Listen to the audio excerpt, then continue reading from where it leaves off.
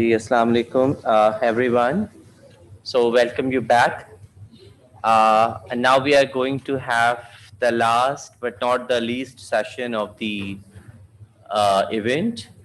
For that, I would like to introduce, request our dear friend and the former speaker, Mufti Yusuf Sahab. You're already aware about his introduction. He's the CEO of Sana Foundation. So I would request to kindly come introduce the speaker.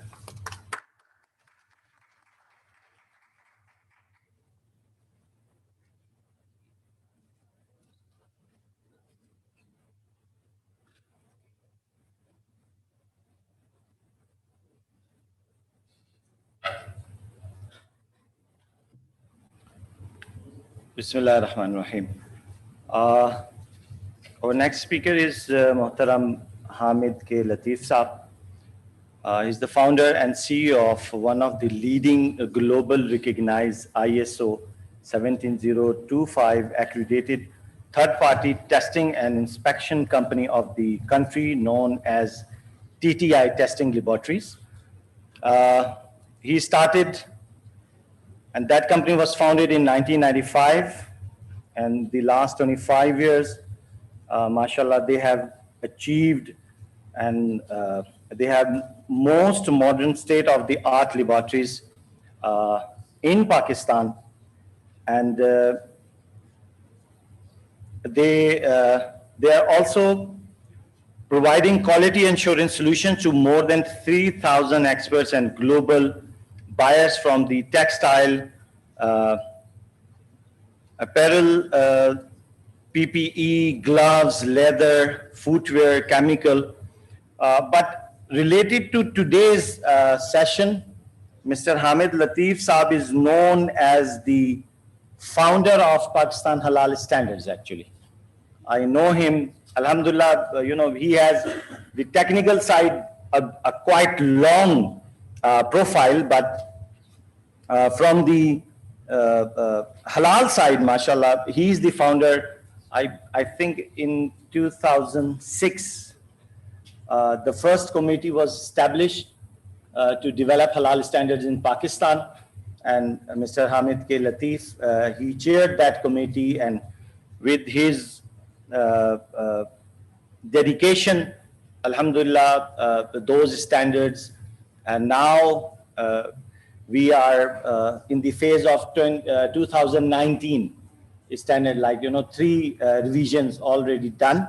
So I would request Mr. Hamid K. Latif Saab, so please come and present your paper.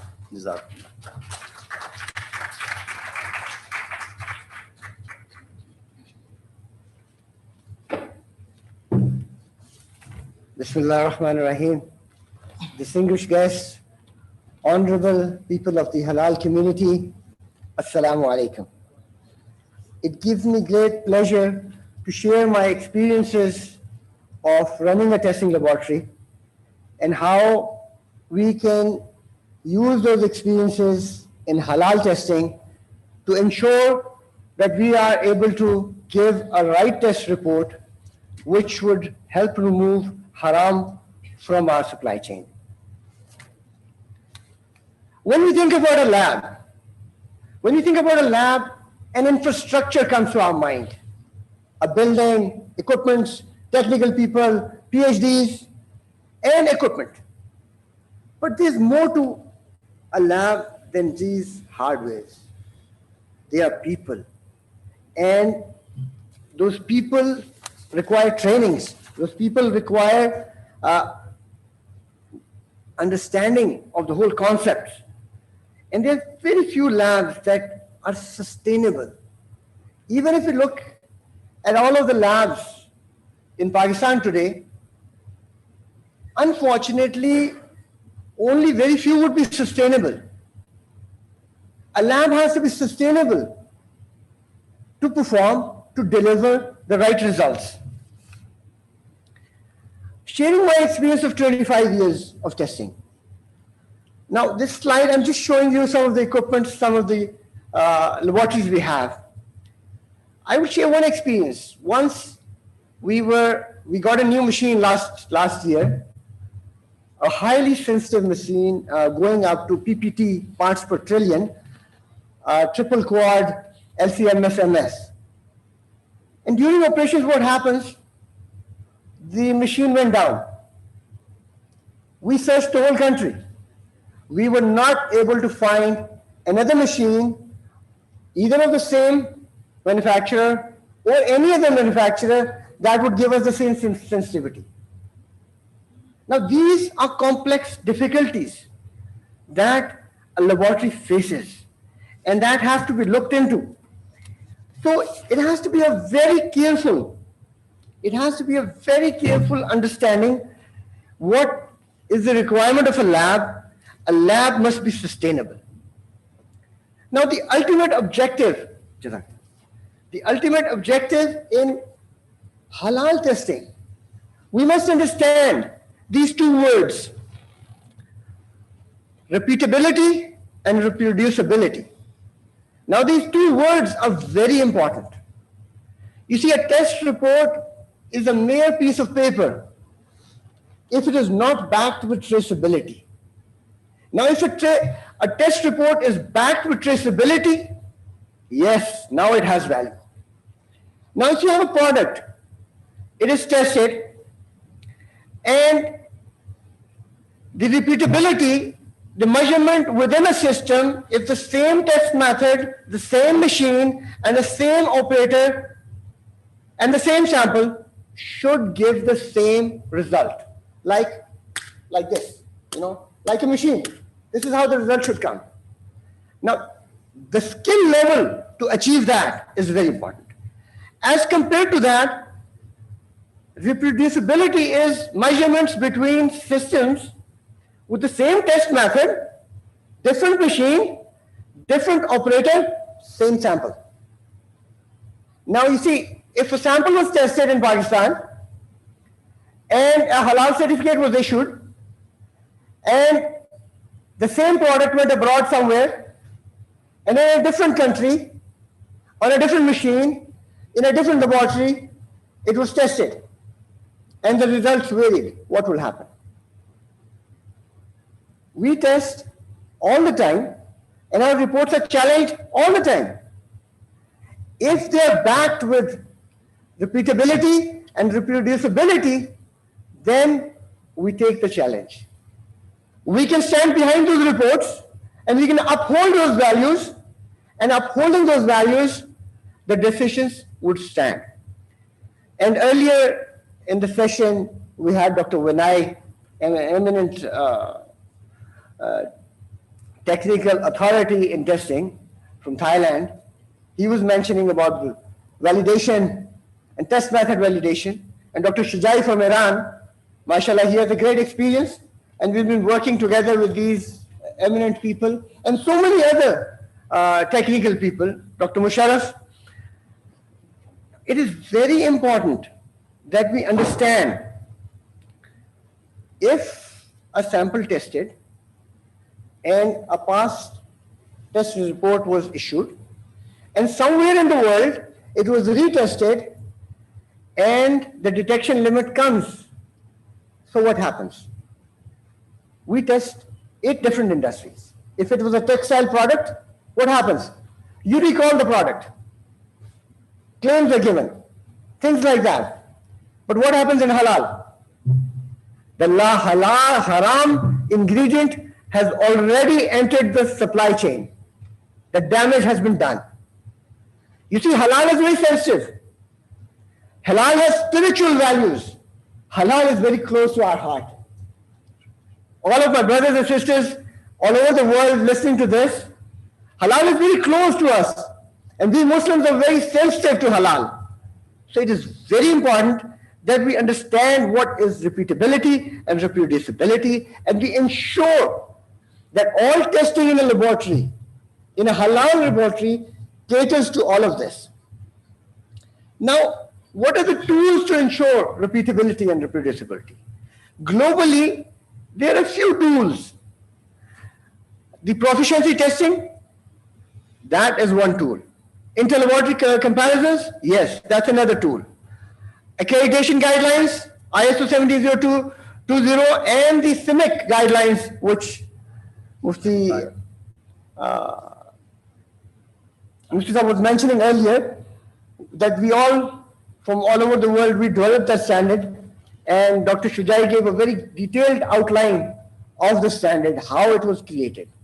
You see, here it must be mentioned that a test report of a product is not actually a halal certificate. A test report is not a halal certificate, and this was added in that standard.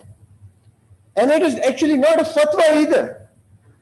I would say a test report is a component of the decision, and the decision includes traceability, intellectual homework, working to find out whether the product was actually halal or not, which includes a lot of traceability. Now, about proficiency testing, This slide gives you an outline how it functions among different laboratories in different parts of the world. Just to show you how it would function on from a repeatability point of view. Now, the Z-score and the proficiency testing schemes, what happens is we participate in proficiency testing all the time. And in these proficiency testings, we are up against 120, 150 competent, accredited testing facilities. And the values are worked out. The graphs are there, guiding us where you stand. You're able to see, as a laboratory, how well you have performed, how well your ability has been. It's very important that PT exercises are handled. One very important thing is measurement of uncertainty. You see, every test method has a certain level of uncertainty. And that uncertainty has to be incorporated in the decision, in the reporting process. And if it is not incorporated, then there's a gap. Now you see, uncertainty measurement is a component of the method, the equipment, the object, the sample itself, the person, and the environment. Now all of these 5 components are adding uncertainty to the test. And we in Halal have to ensure that this is removed. Alhamdulillah, most of these points have been catered in our CIMIC standard. And most of these points are catered in ISO 17025.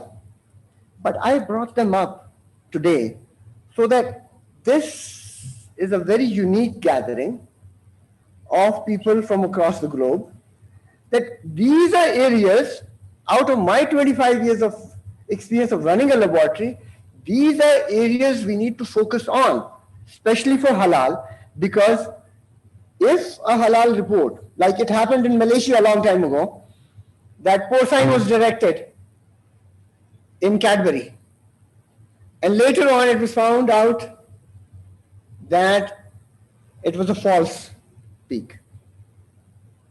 It created chaos. It created so much anger. It created so much frustration among the community. We don't want to see that happen again. And that damages the repute of halal. That damages the very function all of us are here to do.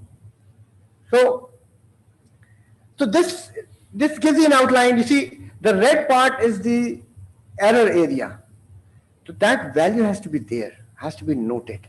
For each and every test, we have something like 500 accredited tests in our laboratory. But believe me, a single halal test would require more work than maybe all of those put together. That is how important we must understand these things, because this whole session is focused on testing. We must maintain independent quality departments and unbiased, independent quality infrastructure that guides, that directs, that ensures, and that maintains zero tolerance. You see, in other kinds of testing, there could be some kind of a margin. Like Dr. Bashar would understand, as Z-score value, there's an acceptable range. And for halal, zero tolerance. So there are no margins. There are no margins for errors. And there have to be internal and external audits ensuring this. And frankly speaking, the only way we can achieve this is that we digitalize our laboratories with ERP systems, with information technologies. And through that, we are able to track down, like alhamdulillah, in our laboratory, we have an app. We have developed an app, and right on in my palm, I have the accurate figures of all testings being conducted in each and every laboratory of our 8 different laboratories. I have exact figures, going down to the details of how many technicians are employed in that department, how many are absent today, how many are late today. It gives that detail. And with such ERP systems, you are a limbed system that gives you, that empowers you through technology to take better decisions. So inshallah, this is just a brief skim through about, you see, when we talk about conventional testing for any product, may it be food, may it be textile, may it be environment, the sample breakdown, the the induction of the requisition, the step-to-step report verification, this in halal has to be done very promptly, has to be done in a sequence, like a chain. We cannot afford delays. We cannot afford slacks in any one of these processes. When we talk about lab industrial engineering, here I'd like to mention this. Layouts make a big difference. When you have a laboratory layout, it is very important that the layout has to be designed with the concept of halal in mind. The sequence of the machines, the flow of the people, all of the infrastructure, the workload planning, the capacity calculations, and time motion studies all need to be looked into. I'll just briefly skim through some of these technical areas. And there has to be smart procurement. And you see, if your machine requires standard reference materials, SRMs, you need to maintain an inventory in-house. You need to ensure that the expiry dates and everything is maintained. Spares of machines. You have a sample delivered for halal testing, and currently you're out of the standard, then what do? You're not able to deliver. The onus, the responsibility is very heavy. So all of this, the procurement, the supply chain, the consumables, they're very important and they must be maintained. And likewise, training, recruitment, human development, performance appraisals, technical headhunting, succession developments, very important. We have a technician authorized to perform certain tests. Mustab, we need to have succession planning. If he is sick, God forbid, if he is not available due to lockdown or whatever, what alternate resources do we have to perform that test? How many other people do we have prepared that can take over? So all of this is very important and it's very specific to halal. So it adds more. And likewise, analytical equipment. The maintenance of analytical equipment is very important. All of these, you see, halal food testing would mostly rest on GCMS, LCMS, ICP, and everything hazardous, as explained in the earlier presentations. Anything hazardous to health, muzir sehat, is also haram. Is at least not recommended, is disliked, is masboo. We do not want anything with something hazardous in our supply chain. So brothers and sisters, we need to work as a family. We need to work with one intention, with one focus in mind, that how we can build this system. This will require efforts at every level. And at every level and at every person has to contribute. This is an onus, this is a responsibility. And when I talk about a test report, it is a component of the decision a certification body, a halal CB has to take. The test report would only remain as a small component. We would need other means of traceability, finding out exactly. I remember talking to Moran Nawalaki several years ago, and he mentioning, we send emails, we send letters, we send people trying to find out how, where they got the product. Like earlier, Muftida was saying that later on it was found out that it was not halal, or it was not halal-based rennet. So it's very important. And one very important thing also, when we get a test report, it is not a fatwa. It is not the ultimate.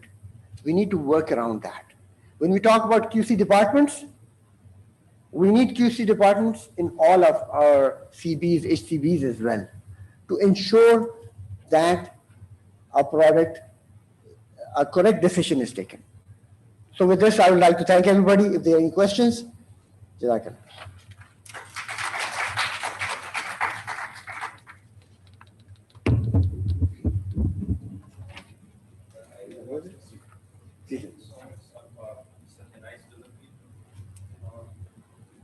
I have one question regarding that. Suppose we are doing such type of experiment or such type of techniques that we are using, like LCMS or real-time PCR or LCMS. So there will be also more chances of error. So for repeatability, what's your opinion that for how much time, up to how much time we will repeat the experiment? Is there any standard? You see, those factors which we mentioned about proficiency testing, inter-laboratory comparisons, these are tools that prepare the laboratory to have the test results repeatable and reproducible in different areas. For this, you see, test method validation is a very important tool.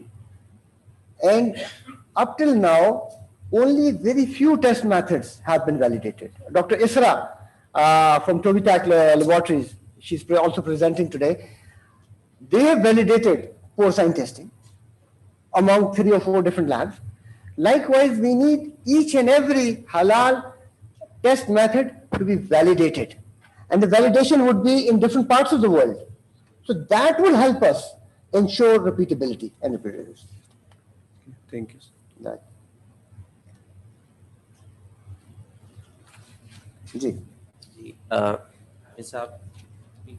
Hello. Yes.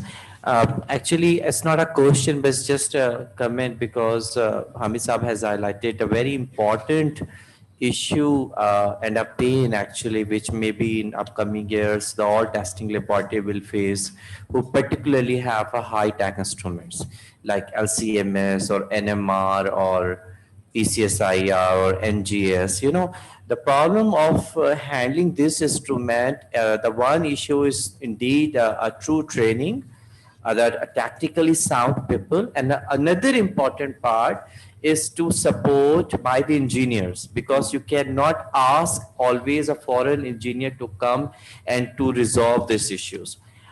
We do have companies in Pakistan who are providing such instruments throughout the country. I don't want to name all of them, but there are very few. And the technical expertise are still not up to the mark where they can address the typical problematic issue which we normally face, particularly in mass spec. And once it's shut down, it would take around months and months to get it open. And that is the issue. So one of the recommendations we are going to make through this forum, through this symposia, that to the concerned authority, that we need to develop a kind of pool, national pool, where the engineers get trained, the necessary training on the high-tech instruments, so they can facilitate the laboratories at national level, either it from the private side or from the government side. It's really very much needed. This is an important thing. Another important thing, the running cost, the maintenance of the instrument, because the private firms somehow they are earning the money and they can afford the sustainability and the running cost of the instrument. But this issue is quite difficult if you are moving toward the academia side. So that would be, we're trying to develop. I talked to some higher officials that we may have a pool, a national funding pool, where they can support the high-tech instrument for their continuous running time, because these high-tech instruments hardly have a time frame of 5 to 6 years. So after 5 or 6 years, the shelf life gone. So they have to utilize with the maximum potential once they are functional. So that is very important. Thank you that you have highlighted a very important issue. Very well said, Dr. Saab, you've covered it all. I would like to mention here, when we had that issue last year with the LCMS MS triple quad, it's a very expensive machine. We had no alternative than to buy another machine. Yes, exactly. Then to buy another machine, and now in the image I showed you, there are 2 machines lying side by side. That is to say, we need to have multiple options as well. And I was mentioning about the training and how, maintaining the infrastructure within the facility. Even though, as I said earlier, that these things are discussed in the accreditations and other laboratory methods, but this is peculiar, a very sensitive area where we need to work together. And about test method validation, it's been several years I've been mentioning to Dr. Shijai, Dr. Vinay, Nuran, and all of these other people participating in this event, that let's sit together and let's start the validation process. Because somebody in Europe, somebody in the US that has a great financial benefit attached, they will challenge your reports. And Dr. they will challenge your reports and they will try to pull you down in whatever manner they can. So unless our test methods are robust and they have been validated and the inputs of all of these experts we have today with us are added and refined, like what I was mentioning, we started with our halal food standard way back in 2006. Today we have a very refined version. Maybe we started with a Suzuki. Now we have a Ferrari. So things have been refined. So likewise, we need to work into this. And yes, from the government sector, we need to think about this and build maybe not only a national pool, maybe a global pool where we can address and share our experiences. And with that sharing of knowledge and experience, I think we will benefit the whole ummah. Jazakallah.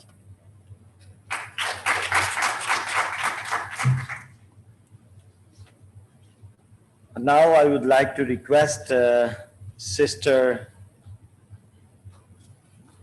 Rodia Binte Atan. She's Associate Professor, Head Laboratory for Halal Policy and Management, Halal Product Research Institute, University of Putra, Malaysia. She is also certified and appointed trainer for Halal exclusive trainings under JAKIM, Malaysia.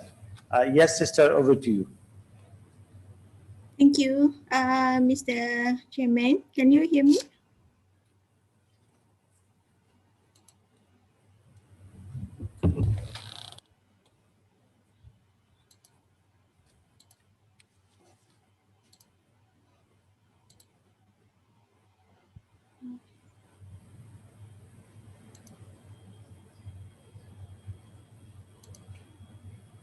All right.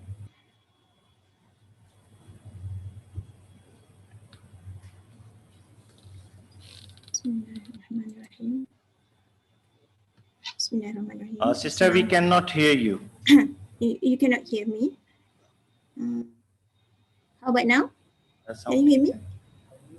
Sound problem.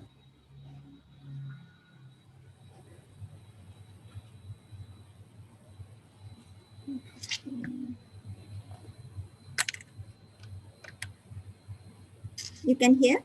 Can you hear? Still cannot hear? Assalamualaikum.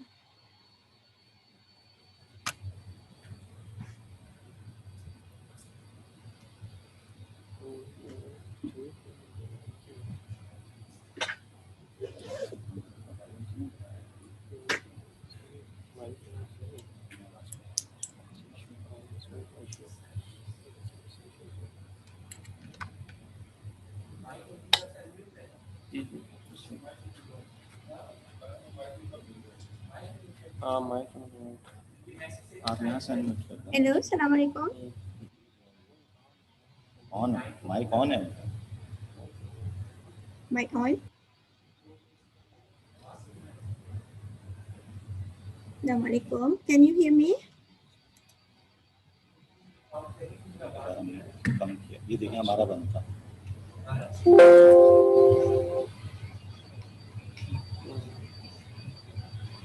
Yes, sister, can you say something? Yes. Yes. Hello, Assalamualaikum. Assalamualaikum. Alhamdulillah. Please. All right. Okay. Bismillahirrahmanirrahim. Assalamualaikum warahmatullahi wabarakatuh to everybody. Alhamdulillah. First of all, thank you very much to Prof. Said to invite me to this grand workshop for this setting up halal analysis lab. Okay, so my topic here for today being given to me is on the how the experience of Malaysia to manage quality for halal certified companies by specialized halal courses. Okay, so please bear with me to this for the respected audience either online or physically. So basically, I would very much like to attend it physically at Comstech, Pakistan. But then since the pandemic, so then I have to just keep aside my wishes and dreams. Okay, so all right. So as what we mentioned, I'm Ruzia binti Atan, the head of Laboratory for Halal Policy and Management in University Putra, Malaysia. Okay, so the content for my talk for today, for this afternoon, will be on the Malaysian Halal Certificate, the challenges that Malaysia face to this Halal certification agenda, and then the quality management, Halal executive courses, Halal executive course, internal Halal auditing course, and the conclusion. Right, so it will take you up like until 30 minutes for the presentation. Okay, so let me just straight away to Malaysian Halal certification as what been discussed previously by the respected and honorable speakers from day 1 until day 2 and until just now. Okay, so I feel very very tiny in this field. Okay, but I try to deliver the best onto the experience that through the courses that Malaysian has provided in terms of managing and maintaining the quality for halal certificates that been given to companies. Okay, so Malaysian Halal Certificate Flowchart in a glimpse. This is very general. So Malaysian Halal Certification Manual Procedure for the domestic certification 2020 shows that there's a flow of from applying to the halal certificate until the recipients receiving the certificates. So if I can divide it into phases, so there are basically 4 major phases in Malaysian Halal certification flowchart, which are documentation phase. Okay, so most of the documentation been entered online using my e-halal system, okay, provided by the JAKIM lah. Okay, and then after the submission of documentation through online system, so there's document assessment, and then based on the document assessment, so they are going to assess whether it's fulfilled or satisfied the required requirement for the documents, and then there will be fee and on-site audit schedule fees. Okay, so this is office based lah, right, activities. And then the third phase will be the product sample lab analysis. This is basically to support for the application. Say for example, one of the documents in my e-halal is been doubtful by the document assessment in the document assessment phase. So the company will be asked by the JAKIM or state Islamic department to send out samples to lab for analysis in order for them to ensure or in order to support the application that the samples of the product is not containing any prohibited components. Okay, and then after that, there comes the decision phase after the auditing and everything. So there comes the decision phase, whether the company succeed in what we call getting the certificate, or they are not succeeded and they have to reapply in order to get the certification. Okay, so that is the flow, right? So Malaysia being a multi-racial company, multi-racial what called race, and then being multi-religion country with multi backgrounds of companies and so on. So halal is something that is being perceived from different or various angles of perceptions. Okay, for Muslims, we have various perception of halal. For non-Muslims, also various perceptions on halal. Okay, so that is we are not speaking out yet regarding the companies that are providing products and services that should require, or quote unquote, because halal in Malaysia is voluntarily, this is it is not compulsory, okay, that, but there are some that we think that should have been certified halal in order for it to be trusted and for it to be accepted by the public locally and internationally. Okay, so therefore one of the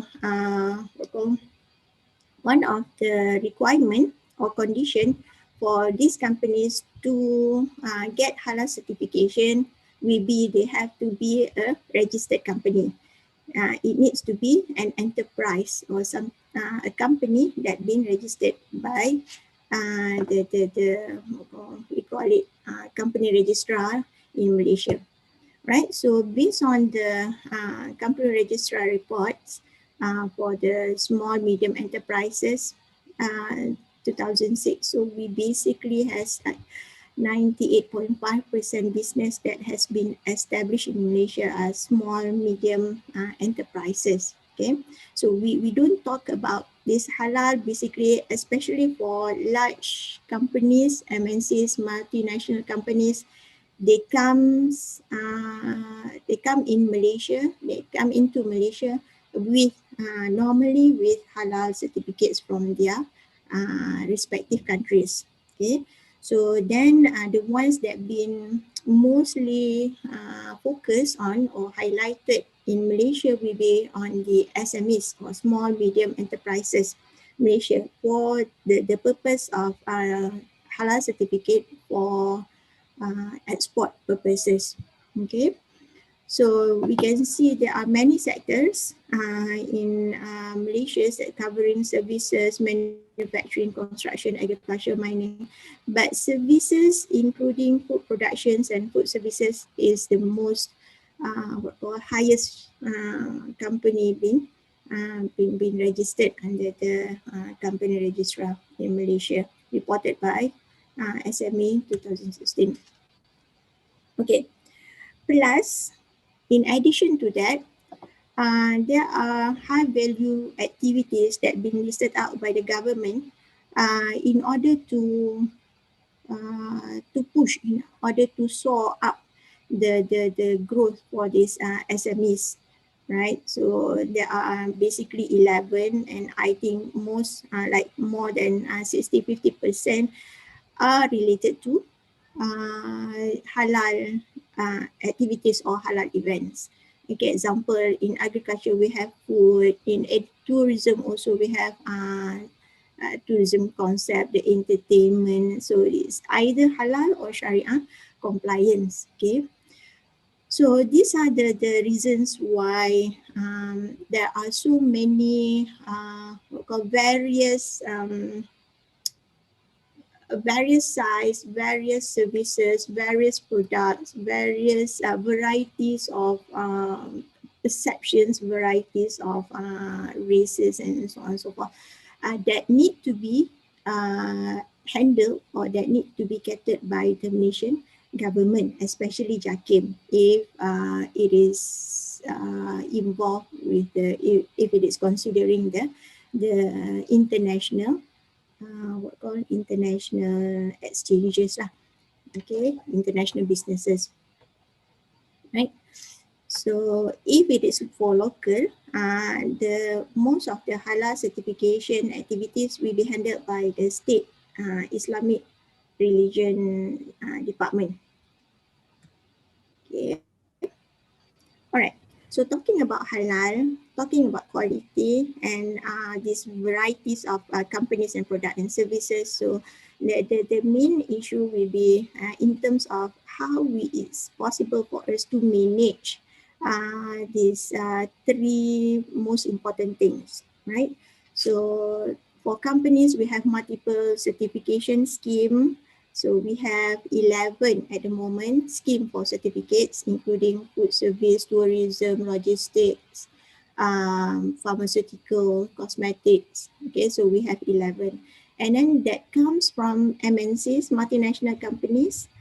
And then we have smaller than MNCs, we have macro companies, small company, micro enterprises, and so on. So these are all need to be catered by the government. And then when talking about quality, for quality we have QMS, quality management systems, the ISO, the HACCP, the also so the GMPs and so on.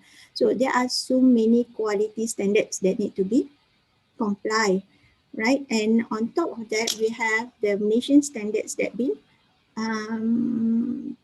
tuned or been added to suit to the requirement for Malaysian usage. And then we have the quality for the business performance.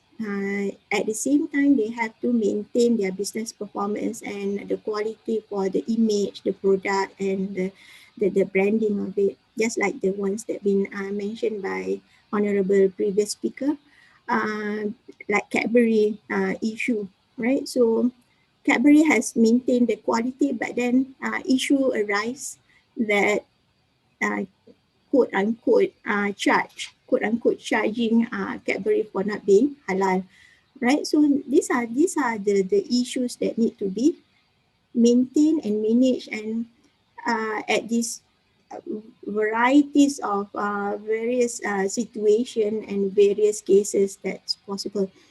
And then also for the halal, as the main factor will be the halal certificate, the halal industry, and then the business opportunity, and then the market demand, and so on. Okay, so these are the things that need to be managed. Okay, if we certify many companies without maintaining the we're not able to maintain the quality, so our halal certificate will be jeopardized. Will be jeopardized by people will not trust the certificate. But if we are controlling the halal certificates for not giving it out to the to the companies that accept that applying it, so it will be like it's something that is not good. Okay, it's not blooming the industries and so on. So yeah, Malaysia is having quite a hard time, a rough time onto looking at these specific items on maintaining the quality of halal certificates being provided by the Department of Islamic Affairs.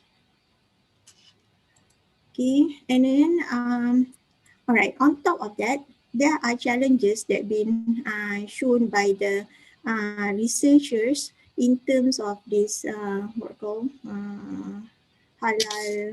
in terms of this halal and quality elements. Okay, among others, there are I just point out a few here. Leaderships, okay, top management responsibilities. Some companies, the leader is non-Muslim, right? So, and then the workers are Muslim. So these are, among others, the principles that need to be settled, to be tolerated with from the companies and the halal elements. Customer focus, process approach, improvement, engagement, and so on and so forth. Right, so this been highlighted by Mana AMA 2020. Okay, and then in another paper, another challenge highlighted by another researcher, Muhammad Elistina and Ahmad in 2020 also. The challenges faced by halal certification authorities. Okay, so authorities here in Malaysia will be it depends to the scheme. Okay, but the halal certificate belongs to JAKIM or Department of Islamic Affairs state. Okay, but then say for example the misuse of halal logo. So the ones authorized to penalize the misusage of logo will be the KPDNKK, in English that will be Ministry of Consumers in English lah, right? So among the challenge will be number one, that there are 7 challenges that have been highlighted by the researchers: lack of manpower, recruitment scheme for halal auditors, and then competency among halal auditors, the need for clear guidelines. My e-halal system is also one of the challenge, and then competition with foreign halal certification bodies, and then initiatives for improvement. Okay, so I'm not going to elaborate more on these challenges on this paper, but those who have interest, so you can just go to the source and then download the paper. It's in ResearchGate, right? So government of Malaysia is trying, basically is trying their best at providing most of the things that been requested or that been highlighted by these entities, either it is companies or government agencies or universities, researchers, and so on. Okay, so among the top ones, so government initiatives and programs designed in terms of to promote growth. Okay, some issues that the business cannot grow. Why? Because there's no specific certification that can help them to grow, enhance competitiveness, and create employability, fulfill social economy, and so on and so forth. Okay, so the government has tried very much in terms of offering programs such as financial assistance, business support, training, and so on. Okay, so the ones that is going to be highlighted here in this talk will be the training and skill development, especially for halal executives and halal auditors in Malaysia. Okay. All right. So if we talk about, if you want to talk about quality management, so there it has been discussed in a prolonged discussion from day one of this workshop until just now. Okay, so those are all to maintain or to manage the quality. We have the lab analysis, we have the standards, we have the the enforcement, we have the ways to cater for issues, and we try to collaborate and we try to tolerate between different mazhabs, different school of thoughts, and so on. Okay, so it has been discussed previously, but here what we want, what I would like to highlight will be for quality management, the list that this what called Malaysia is doing program in Malaysia is through the Halal Professional Board program. Okay, so basically Halal Professional Board is a board developed under JAKIM under the Prime Minister's office. Okay, so that's not too many, only 2 professional certificates with regards to halal what called that been designed under this HPP programs. Okay, the first one is professional certificate for halal executive. Okay, why? Okay, this is to produce halal executive. Okay, so this halal executive will be equipped with the theoretical knowledge and practical skills to assist organization to meet the halalan thayyiban standards and compliance. Okay, so this is the first one. The second one is to produce halal auditors, and the second one is professional certificate for internal halal auditors. This is to produce halal auditors that equipped with theoretical knowledge and practical skills in all phases of halal auditing. Okay,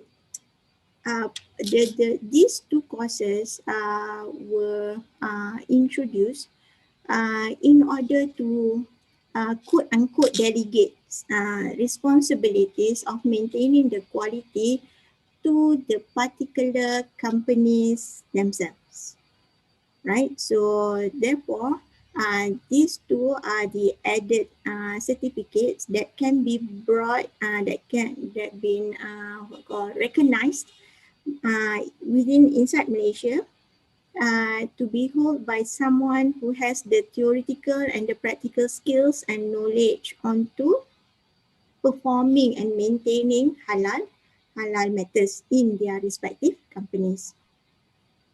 Okay, and also to have the theory and practical skill to conduct internal halal auditing. Okay, so internal halal auditing is very important because they will have to know what are the requirement from the JAKIMs or the JAIMs, the state Islamic department need to know and what to produce. Okay, so this is a kind of responsibility delegation to the company themselves in order to maintain the halal, right? The halal certificate. Okay, so I'm going to go for the first one, certified halal executive. So the term halal executive were first mentioned in MS 1500 2009 and later it's been incorporated in the JAKIM's manual procedure for halal certification until today. And then halal executive plays a crucial role in ensuring that the product and service rendered are conforming to the Sharia requirement, thus deemed halal for Muslims consumption. Okay, because halal products been not only consumed or used by Muslim, but it's been extended to any other races and of any other religions in Malaysia also. Okay. All right, so the first course for halal executive, the conduct and module, so it needs to be 70 hours of course, not less than 70 hours, comprised of all major contents as follows. Okay, so first, there will be module for halal manual and record administration, internal halal committee program administration, halal quality assurance, halal certification process administration, and halal internal audit facilitation. Okay, so for this one, I have the what called the glimpse of the modules, module 1 until module 5 for this halal executive course, right? So the examples will be, okay, so this is the first one. The first topic that really need to be strengthened and highlighted will be the Sharia principles pertaining to halal and haram in Islam. Okay, so based on the discussion throughout this 2 days and a half, I see that there are some there are gaps between there exist gaps between understanding the halal and haram in Islam with the scientific approach and the science behind that. Now, I'm not talking about the speakers or the audience here, but then I'm talking about the layman. So when we conduct this course, so we basically can see that the participants, they are very keen to know halal and haram in Islam as what call for their own knowledge actually, right? So maybe we are the luckier ones that we know Islam in and out, most of the hukum, and then most of the what call the fiqh and so on, right? But maybe there are some unlucky Muslims that didn't have that basic or the background of this knowledge in fiqh and hukum in Islam, right? So this is the first topic that been covered. So normally in UPM, we will we will call upon from lecturer those who with the certificates to become halal trainer from UIA.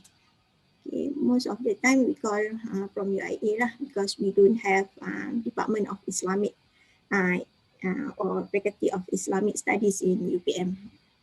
Okay, so inside, so we have the learning outcome for this first module. At the end, able to describe concepts in Islam, explain examples, and then able to demonstrate understanding of source of laws and the fiqh side, and then able to describe principles of halal haram on the dalil side.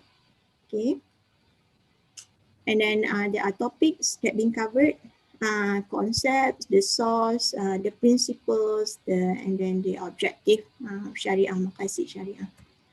And then we have the basic of human needs and so on. So these are examples of excerpts, small portion of the slides that been delivered during the course for the first topic.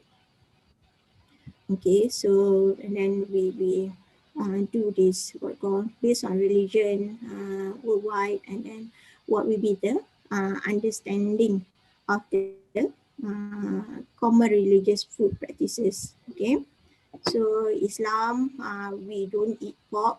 So basically, surprisingly, many other religions also do not consume pork, right?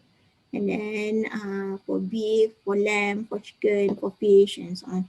So and then this is the on the overall or on the general basis of understanding for the common practices for food or consumerisms, right? So we have Hindu, Sikh, Buddha, and so on.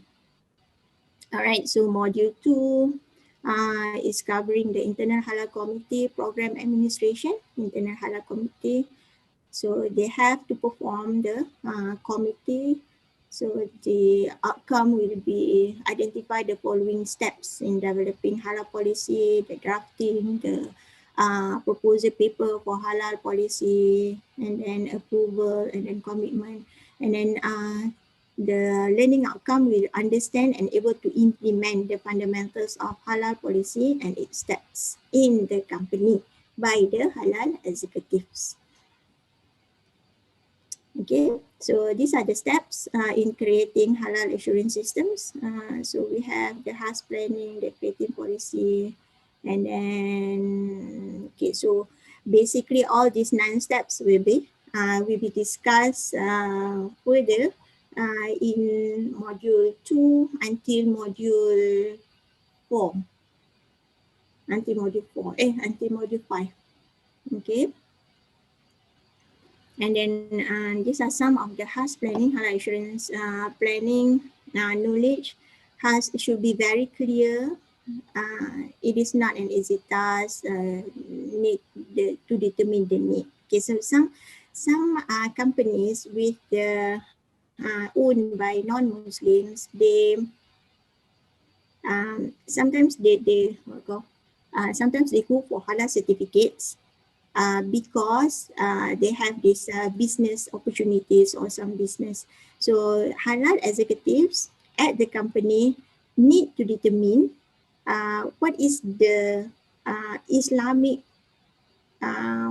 point of view needs for the halal certificate requirement. Okay, means that they need to they need to they need to think again. Okay, they need to rewords or resentence what their bosses means by the need for halal certificates and so on. So because at the end of the day, the management will be the ones that is going to be support or not supporting the initiatives. Okay, so module 3 will be the facilitating endorsement of flow diagram by internal halal committee. And then so these are the content for module 3, the introduction to construct and confirmation, process flow diagram, plant schematic diagram, verification, process flow, and plant schematic diagram. So this will be discussed also. Excuse me. Yes. Okay. Only few minutes are left. Okay. All right. Okay. All right. Okay. So these are the what called the elaboration of module 3. Right. And then okay, and then for module 4, manage audit program. So for manage audit program, so they are going to be introduced to what types of audits there are available and how they can manage it. Right. So we have first party, second party, third party audits and so on. So they can choose between these what called types of auditing activities. And then the objectives of the audits, and then okay, the scope for the audits. Okay, so normally we go with the standard policy and legislation procedures.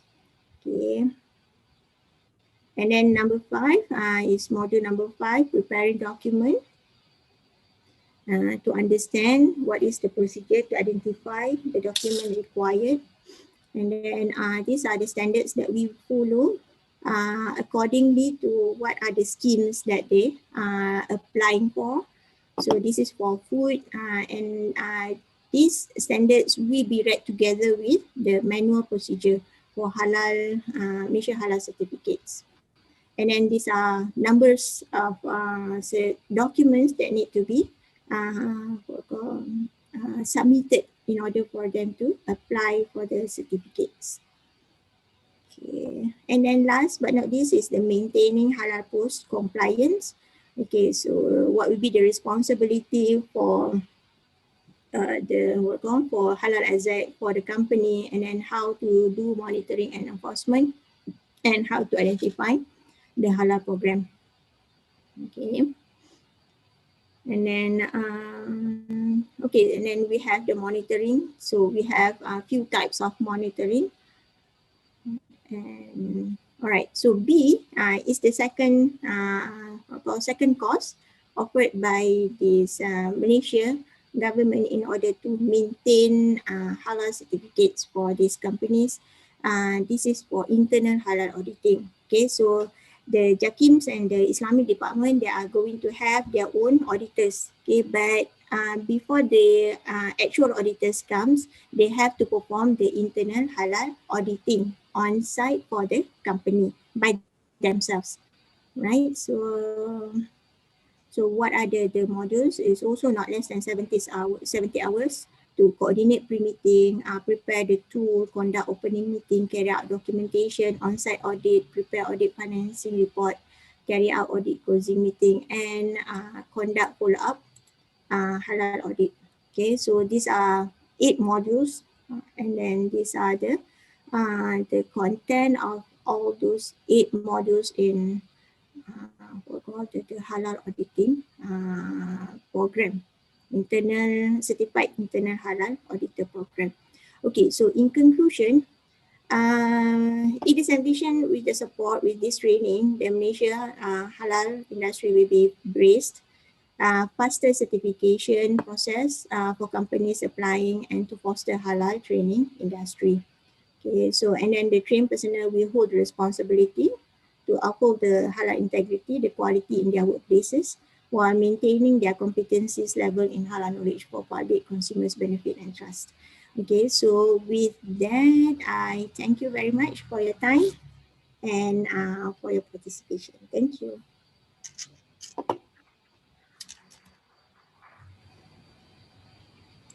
Jazakumullahu khair. Any question?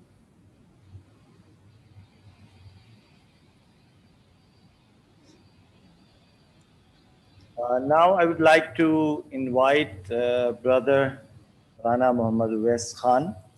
He's a chairman of National Alliance for Foods, Safe Food, a leading food professional network networking on safe food, healthy nation, and managing director of Global Halal Services. He's skills professional of food industry and keen learner of halal and food safety standard and regulations.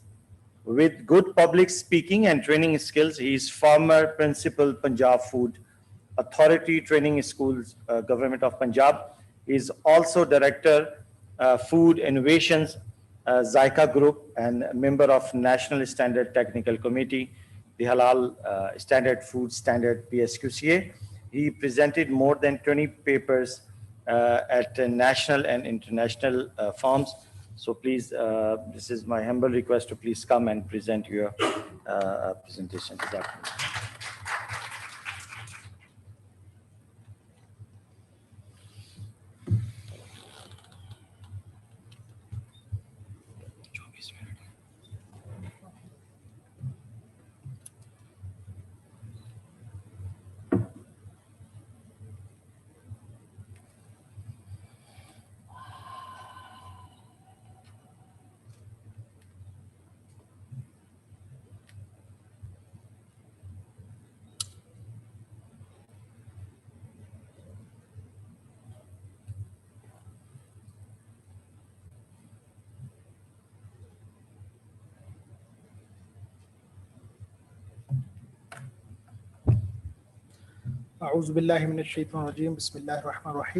Ladies and gentlemen, good noon and assalamu alaikum wa rahmatullahi wa barakatuh.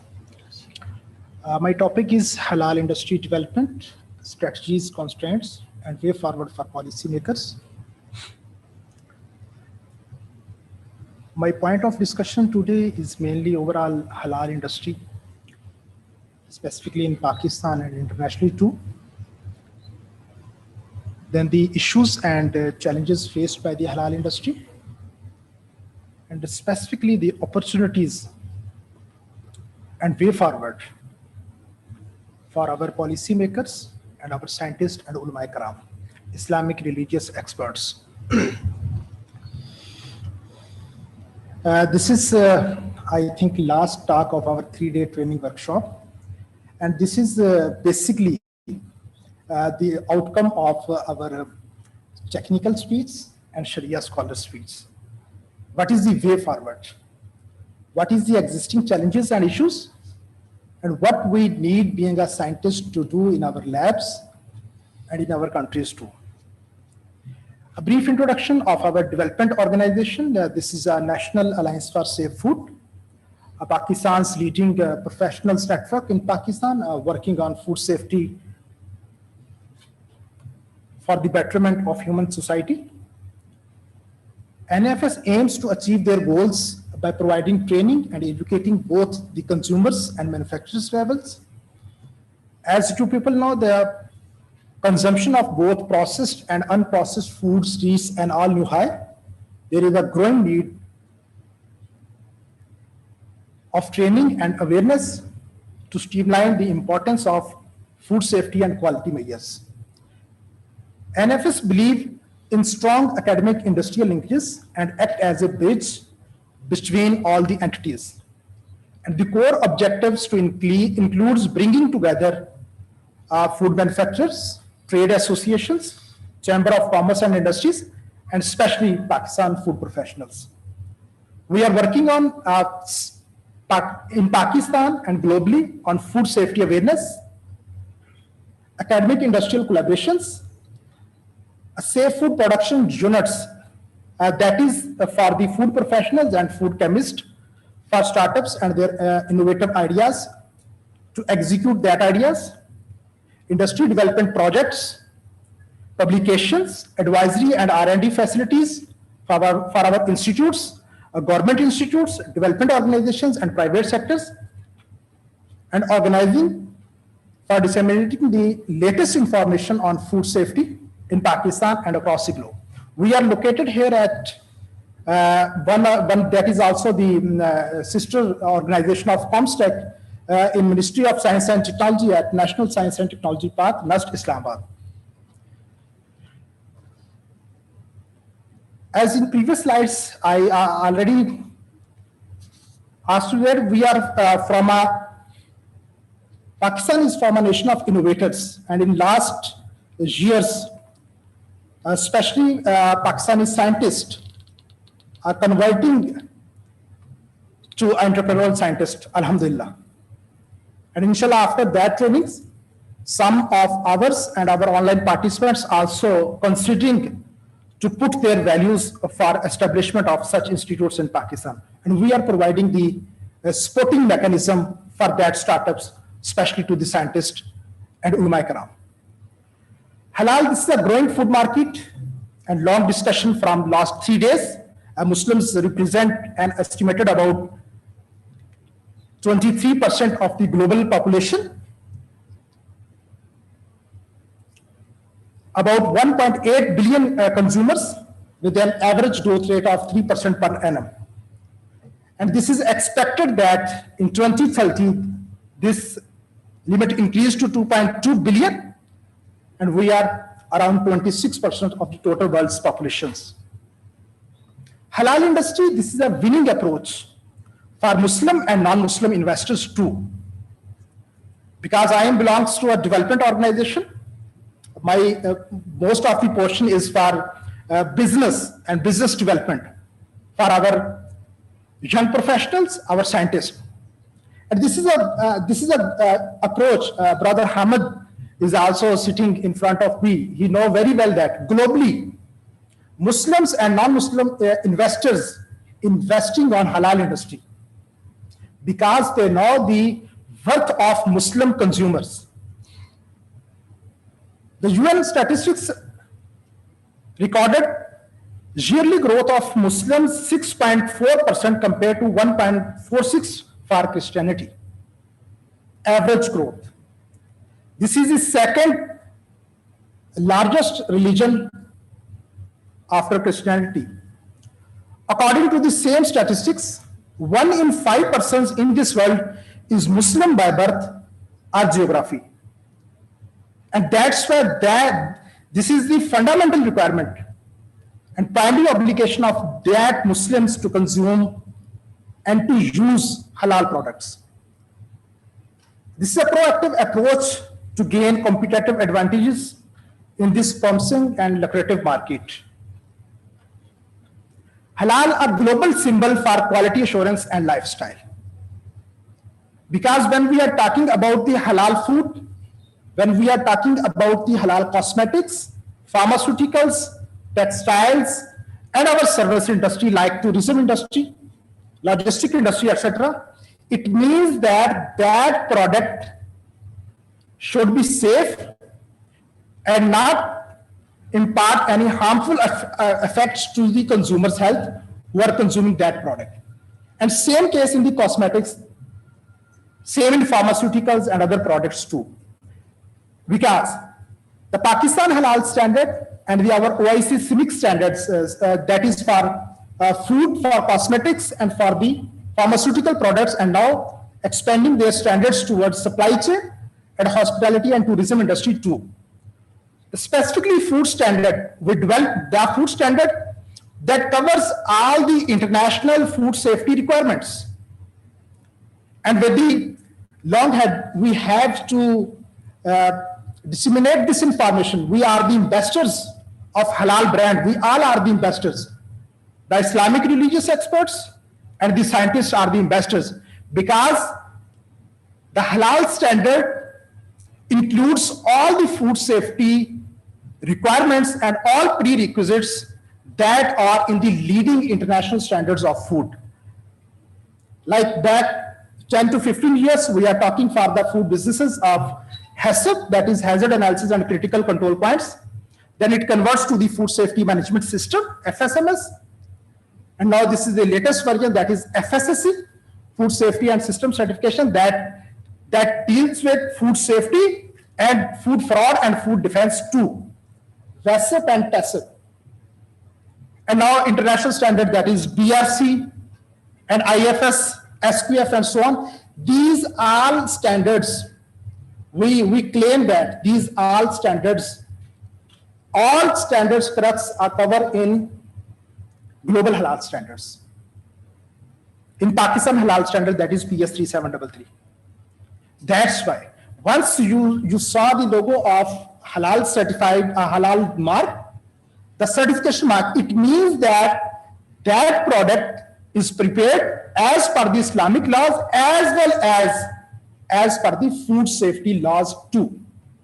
That's why halal, a global symbol for quality assurance and lifestyle.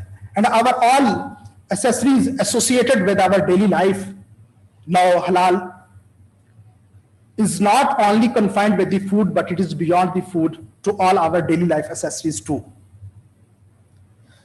This is a sketch of global halal certification industries. Now this is an industry. According to rough estimates, there is around 500 plus certification agencies working globally. And I think only JACOM also recognized around 100 CBs, JACOM recognized. This is a rough estimate. This is not a clear estimate. This is a rough estimate that around 500 plus certification agencies working globally. In Pakistan, Alhamdulillah, we have 30 plus certification bodies that are going towards achieving the accreditation process. And only 8 of these 30 certification bodies are accredited from Pakistan National Accreditation Council, Ministry of Science and Technology.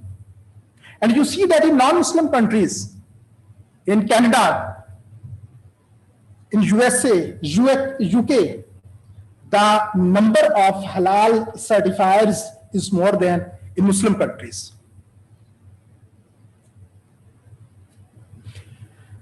As per the latest research by World Halal Food Forum and quoted in Time magazine, the total size of halal market is about billion and trillion dollar industry, and this is growing day by day with the increase of Muslim community.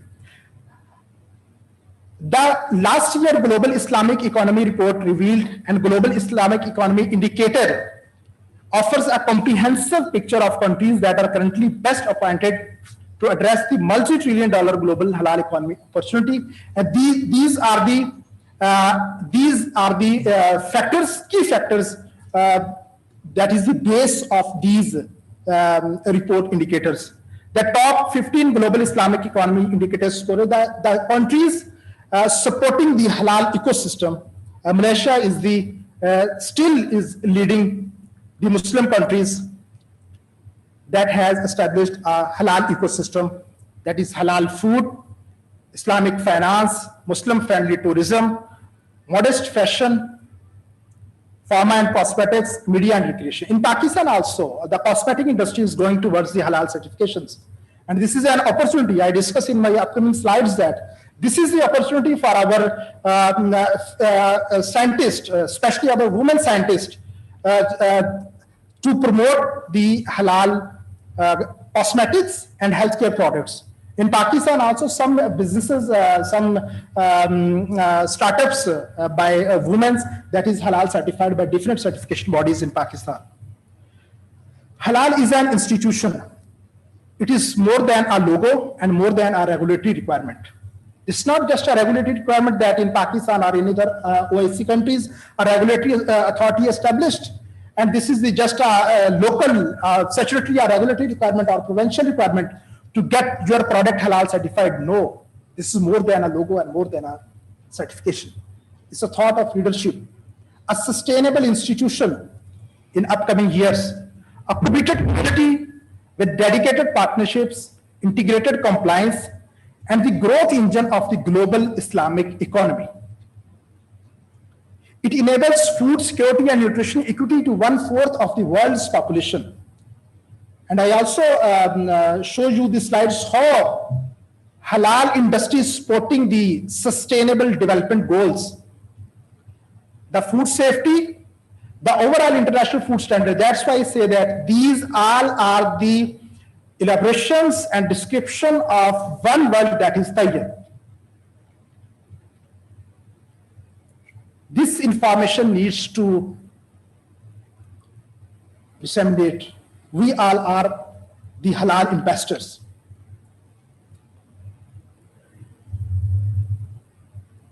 The main challenges, I only mention here 3 main challenges that is faced by the industries, that is faced by the certifiers, even maybe in coming days, testing bodies too. That is harmonized halal standard. There is ongoing confusion surrounding halal standards, primarily because they are being produced.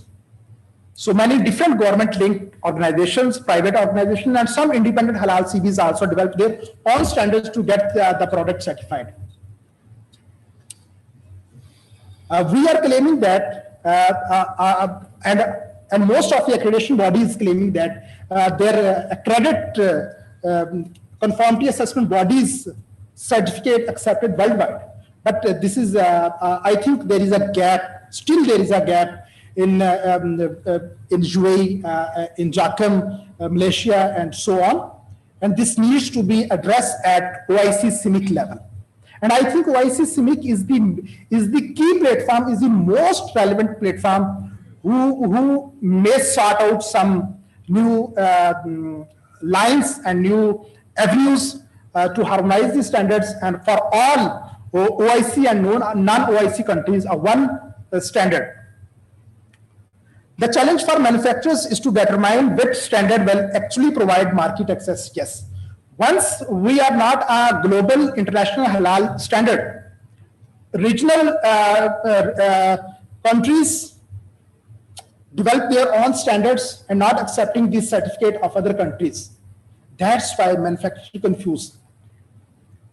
And in too many cases, multiple certificates are necessary for exporters. This is also happening in Pakistan. This is also happening in Pakistan and also in most of the other Muslim countries, OIC countries too. The absence of any viable international schemes to accredit halal certification bodies has long been a problem for the halal industry. What are the opportunities? Being a Islamic religious experts and being a scientist, OIC countries that have expertise in halal food processes like Pakistan, like Turkey, like Malaysia, like Indonesia, and so on, have an opportunity to develop partnership with the OIC and non-OIC members, countries, state members, eager to strengthen their halal capability. This is the responsibility of leading OIC countries who has a halal regulatory infrastructure available in that country to help to facilitate and to support those OIC members, Islamic countries, which has no own standards or no halal regulatory infrastructure prevailing in Pakistan.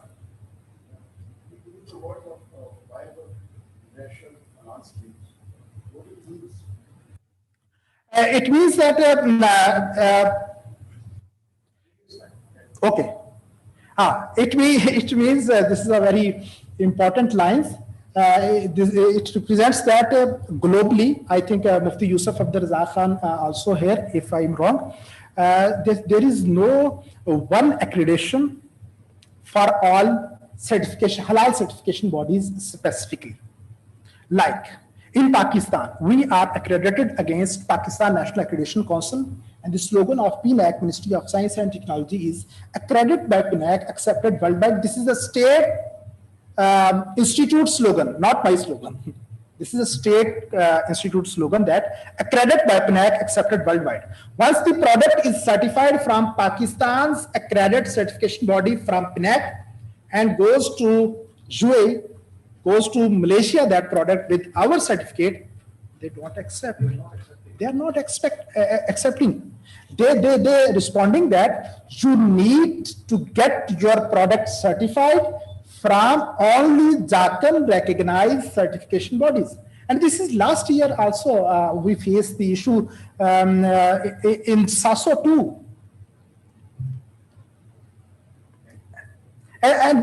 But this is the challenge, but this is possible. And OIC and CIMIC, I think OIC CIMIC is striving hard to resolving that issues. And inshallah, once OIC CIMIC resolve that issue, this is beneficial for all OIC members.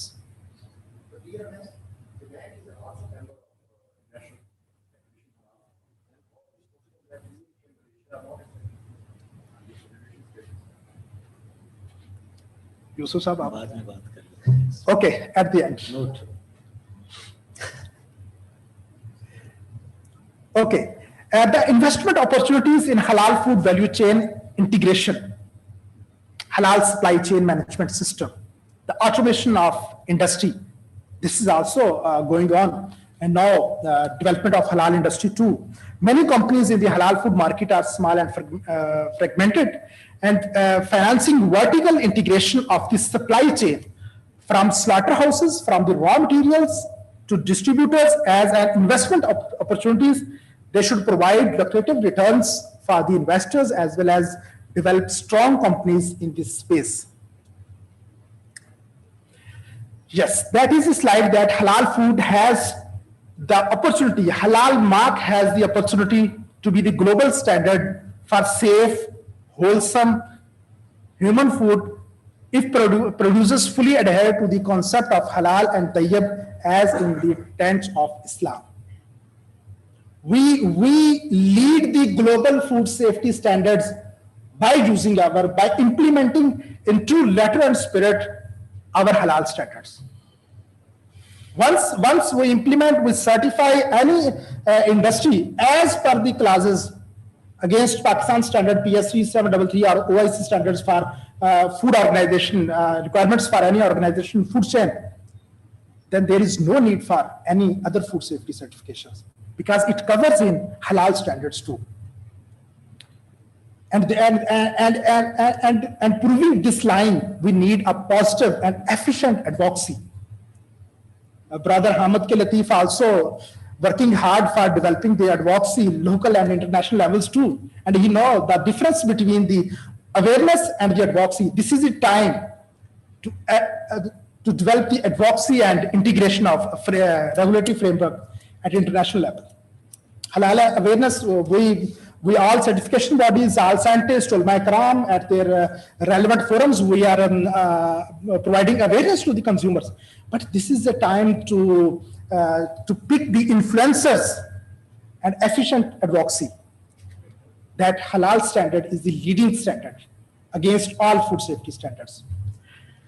Develop strong halal brands. There is much room for improvement in the branding of even popular brands. Our industries needs to, and in Pakistan too, we are using the many a leading brand that is I think potato chips that are branding their product that they are halal certified, and the consumers trust on that product that is halal certified, and that product should be safe and fit for human consumption too.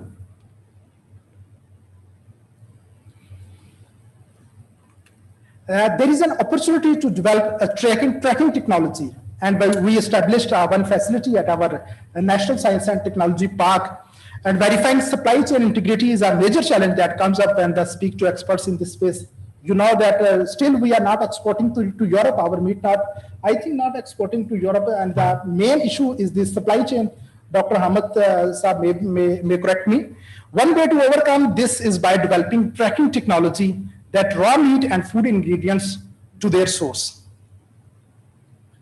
This is a supply chain concept, halal supply chain, a developing concept, and I think there is in pipeline Mufti Arif Ali Shah, a standard, our national standard, and OIC CIMIC also dropped some standards on halal supply chain too. Yeah.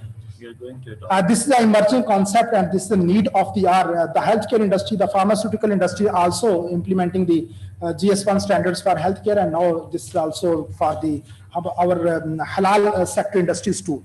Halal supply chain management, that is the management of a halal network, with the objective to extend halal integrity from the source to the consumer purchase point.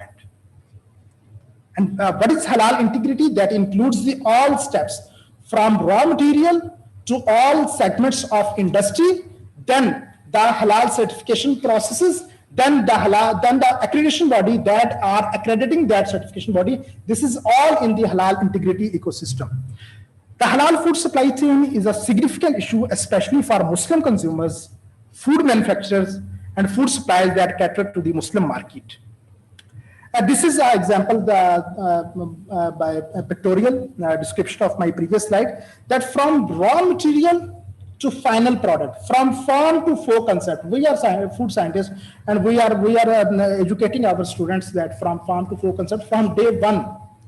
This is from your farm, then your warehouse, retailers, manufacturers, processors, packaging sections, then transportations to even the packaging material. Mufti Yusuf Abdur Razzaq today described in detail the packaging. Now Pakistan has its own packaging standard too. PSQC developed for packaged goods standards too.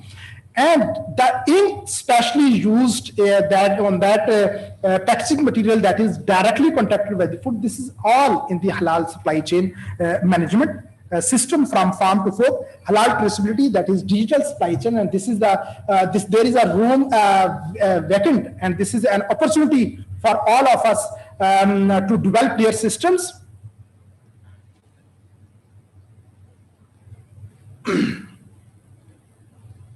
That is, I am talking about halal supply chain and halal integrity that covers the all segments of from farm to fork concept. This is a slide I picked from the Malaysian doctor. I think she's also in our online session. I request him. This is a pictorial view of halal integrity, that how we have to establish the halal supply chain mechanism, traceability solutions, then the certifications and accreditation process. All steps needs intelligent efforts. Halal traceability, a key for tomorrow halal industry. Traceability of halal food from farm to fork is a very vital for Muslims.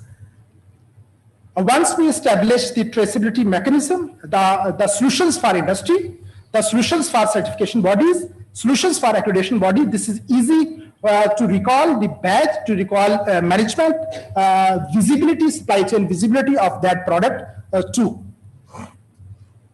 And this is the one picture that is showing the halal traceability, halal supply chain in our, especially with the meat sectors too. This is a slide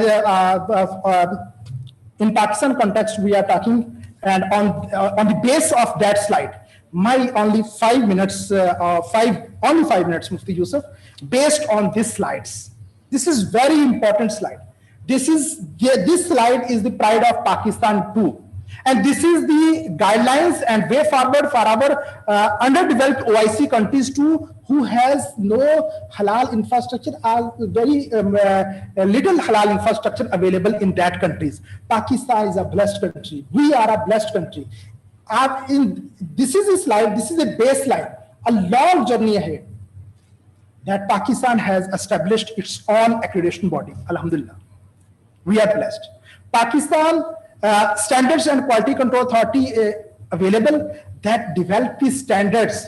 Pakistan has its own standards, and yesterday Mufti Arif Ali Shah asking me that two standards established at our national platform are utilized by international forums as a baseline. This is an honor, and this is the big efforts of our ulama karam and our scientists, our traders, and our consumers associations who are part of that technical committee too. Pakistan has its own testing labs. Although our number of development is required still, because this is not only food sector now, cosmetic, pharma, healthcare, and so on. But to some extent, we have our own testing facility too. Then Pakistan has its own halal certification body. हमें किसी से बाहर से कोई चीजें नहीं लेने पड़ती. आपके पास Pakistan has its own competent technical experts and Sharia experts, but very only you can figure out. I think not more than 20 personals in Pakistan. The competent technical personnel. We are providing a number of awareness sessions and advocacy to the different stakeholders. When we are searching for the halal industry trainers, halal standard trainers, after 7, 8, my numbering is finished in Pakistan. This is the Dalmi. This is reality. Yusuf Abdul Razak Khan sab know very well, because my first email with Mufti Yusuf for arranging the resource for providing the training on Pakistan halal standard. Then this is the blessing that in 2020, Pakistan Ministry of Science and Technology appointed first Director General, and Pakistan Halal Authority is established too.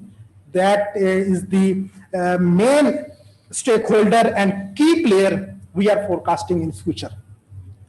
Because the mandate of Pakistan Halal Authority is not only food. The mandate of Pakistan Halal Authority is to regulate and to monitor all sectors, including food, cosmetics, healthcare, even service industry, tourism industry, and hospitality industry. This is the study of Pakistan. And this is a new opportunity on horizon for our scientists to jump in the halal testing labs, because this is now crossed the border of food. Our professional roles. This is an opportunity for all of us to develop the competency of technical personals, to develop the competency of Islamic religious experts, that is Sharia scholars, in specific sectors, in cosmetic sectors, in pharmaceutical sector, in healthcare sectors, and in food sectors too. The specific competency-based trainings required in Pakistan too. This is the way forward for our policymakers, our government institutes and legislators, that all stakeholders should be on board. Should be on board. Not only a regulatory body, not only accreditation or certification body, but the manufacturers too, their trade bodies too, chambers of commerce, their consumer associations, the relevant scholars, technical scholars and Sharia scholars should be on board. Halal advocacy, involvement of government organizations, all relevant government organizations should be on board. Involvement of state investors for harmonizations. Because some minutes ago, Dr. Imran asked me a question about that most of the countries not accepting these different country certificates. This is the reason that there is a lack of harmonization. We need, this is a good platform. Comstech is a platform and it leads to initiate the harmonization amongst the OIC countries too. Relevant industries and chambers, trade and consumer associations. Effective implementation of standards. This is still a gap in Pakistan. Still a gap. Being a certifier, being a development organization, I know our certified manufacturers also reluctant to implement standards in letter and spirit. And true spirit implementation of standards. Draft the short-term, mid-term, and long-term roadmap for halal industry development in Pakistan and in OIC countries too. We establish our infrastructure. Alhamdulillah, we have all key pillars in Pakistan available, but needs to draft the short-term, mid-term, and long-term plan. We must know from where we have to start, because in Pakistan, around only in food sector, more than 25,000 SMEs. And only 600, around 600 leading certifiers here. Fortunately, the Director General of Pakistan Halal Authority is also here. Only 600 around food companies certified against certification bodies. And when we are talking about the accredited certification bodies, this is 50% only. This is the point to ponder. Either we have our certification body, that is only 8 accredited certification bodies. They have power to certify 20,000, 30,000 plus SMEs. No, they have no resource. They have no resource. They have no enough technical resources. They have no enough trained, competent Islamic Sharia experts to certify that industry. That's why this is the key to invest on human capital in Pakistan. And scientists may lead. This is the job, this is the responsibility, this is the obligation of scientists, of our academic institutes, to lead and to sort out some solutions, to provide trainings, education, to develop the competency and effective advocacy. Development of human capital in Pakistan. Very less number of scientific, technical, and Sharia personals in halal sector. Some of food scientists and chemists, microbiologists are working on this sector. Skill-based learning in halal sector is required. Skill-based learning. Relevant industry learning is required. We need to develop the human resource for cosmetic industry separately, for pharmaceutical industry separately, for healthcare industry separately, and for food industry separately, and equally Islamic religious experts. Manufacturers and processors awareness, not only awareness, needs advocacy, needs to pick the influencers, advocacy through scientific societies and associations. Our scientific societies and associations is the key player for the development of human capital in halal industry. Okay. Advocacy through consumer association, because that product is consumed or utilized, if a cosmetic product or food product that is consumed by the ultimately consumers. So consumer association also has a vital role.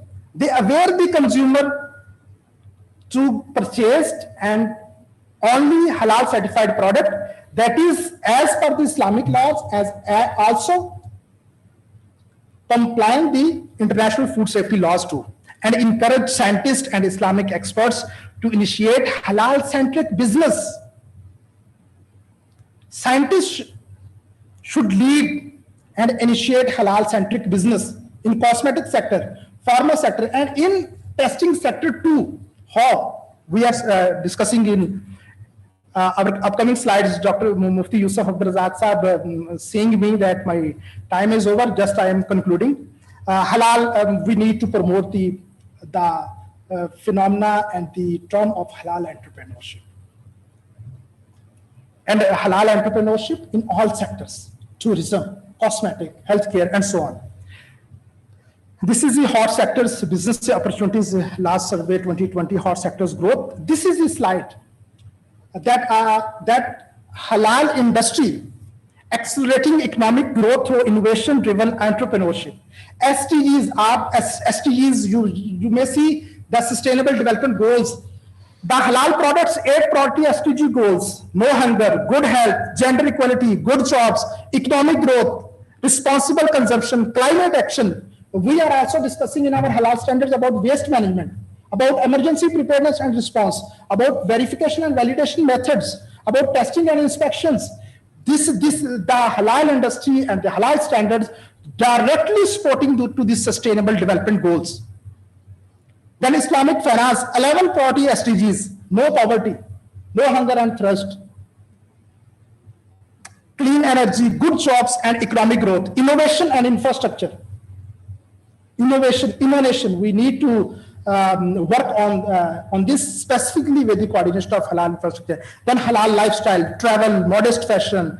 Recently, Pakistan Halal CB launched one that is Lahore-based certification body, and we have to we appreciate the all certification bodies. We support our all institutes that are doing good for our nation and for our OIC countries. Al-Huda Center of Islamic Banking and Finance and Halal Research Council jointly organized the modest fashion in Pakistan. This slide is correlated. The two of the most important constituents of Sharia are socio-economic justice and the well-being of Allah's creatures. And that's why I add this slide, is that we are Muslims, and halal industry, halal standards are supporting to the sustainable development goals, that is socio-economic justice, and that is the well-being of Allah's creature. And this is the guidelines for all of us, for Muslims and non-Muslims, from Allah Almighty. The concept of halal food, once perceived as society a religious matter, but now it has become a branding platform. Branding platform for certification bodies, for testing bodies, for manufacturers, and for service providers too.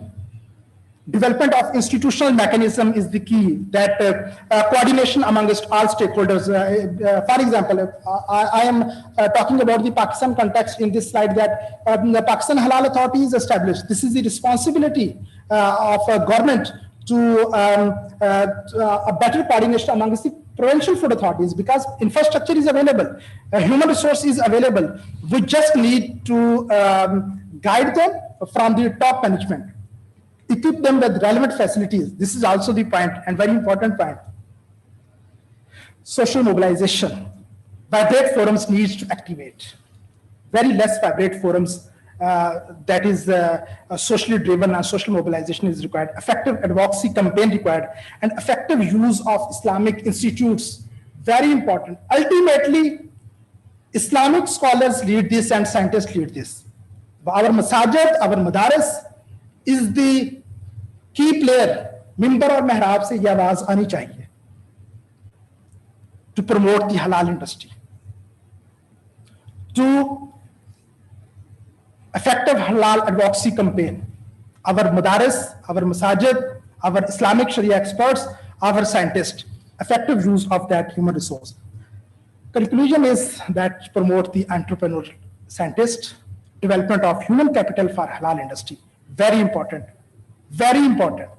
Pakistan has its around 40 plus academic institutes available that have, to some extent, have labs available to just to integrate that human resource for national economy development and for supporting the. हमें अपना भी यहाँ पे काम करना है और हमें इसके साथ बाद में OIC countries को भी support करना है. We need to support the OIC countries too. National support for halal business startup initiatives from SMEDA, from national funding agencies, effective use of existing lab infrastructure, and coordination among institutes and stakeholders. Establishment and development of halal testing labs. Not only 2, 3, 4, 5, needs to establish halal testing labs, and this is the best platform that our scientists may lead. This is not only the job of 1 or 2 personals. This is an opportunity for our scientists. Development of halal certification and training bodies. More training bodies, more certification bodies in Pakistan. Only 10 certification bodies is not enough to cater the needs of industry to get them certified. We need, this is, I think Dr. Musharraf Saab is the key person at Comstech and ICCBS. He may, now this is a good platform, and we have to work with result-oriented approach for development of more halal certification bodies in Pakistan. OIC members countries advocacy for development of halal infrastructure, inspiring change by creating halal export-oriented industry. Yes. Provision of funding, incentive opportunities for establishing of halal testing labs and HCBs. मुझे नहीं अंदाजा कि पाकिस्तान में हलाल testing labs और हलाल certification bodies develop करने के लिए कोई फंडिंग भी देगा कि आपने अपना कारोबार करना है और आपको हम देंगे. But this is need of the our.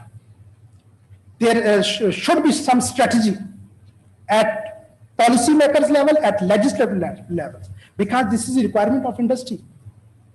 The existing resource not enough for our industry. Harmonization and integration of regulatory framework. This is very important in Pakistan and overall in OIC countries too. That is harmonization and regulation, integration of all regulatory framework. Thank you very much, and Allah Hafiz. Assalamu alaikum.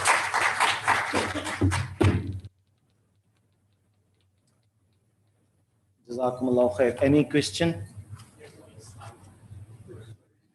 Please.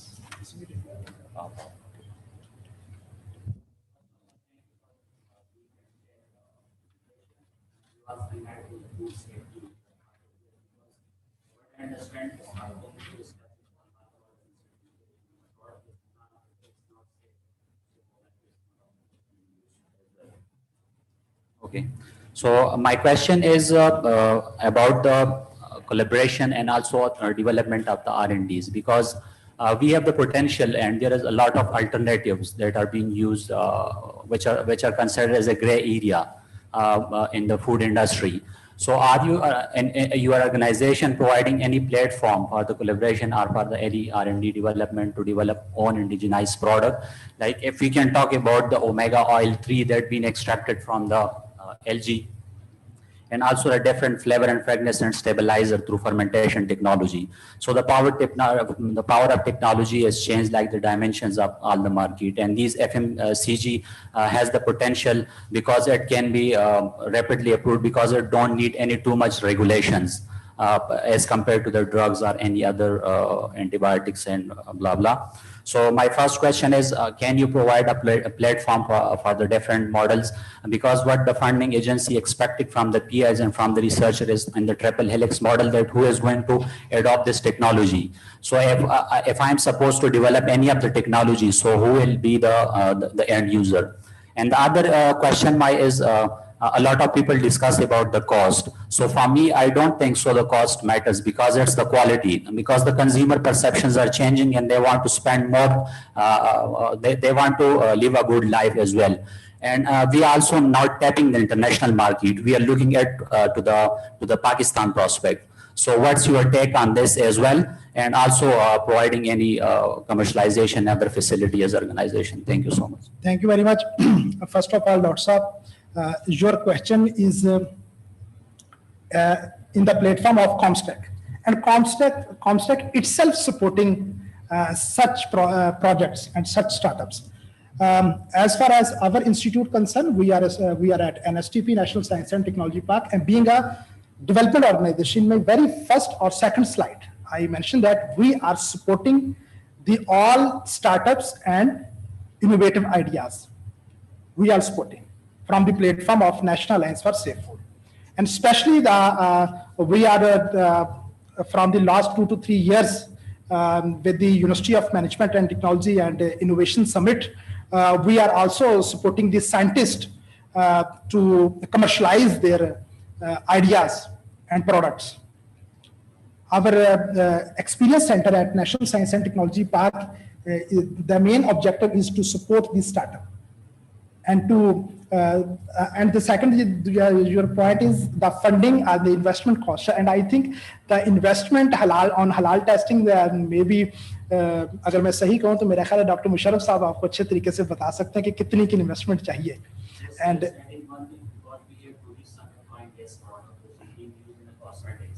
but what we are lacking is that it's difficult to understand the industrial sector because they don't have any functional R&Ds. So my question is again that like who is going to adopt this technology if we are going to, if there is any opportunity for the PI to work on their own startups like that. Okay, I will discuss with you later as per the directions of my moderator of this session. Yes.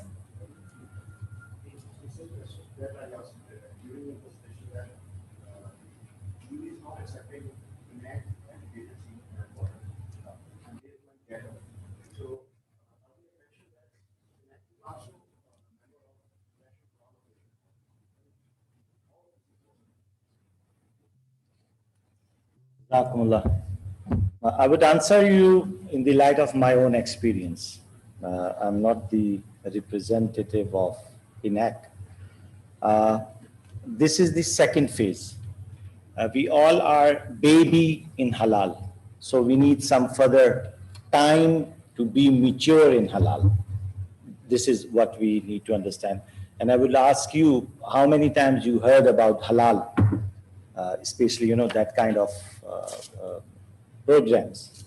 Maybe since 5, 6 year, 7 year, and before that, Pakistan, we have 1947 till 70-year history, but we are talking now about halal. So we are, still in the age of 6 month or 1 year baby. So we need some time. Actually, it was when in the international community, when people started certification, that was private job, especially in Europe. So that time people built their own guidelines in the light of Sharia, and they started auditing and certifying the and that issue was a big issue, because they used to not accept each other certificate, because there was no one guideline for that. So everybody has owned their guidelines. Now, alhamdulillah, since last 5, 6 year or 10 year, the accreditation has introduced. The theme and criteria of all the accreditation of halal sector is the same.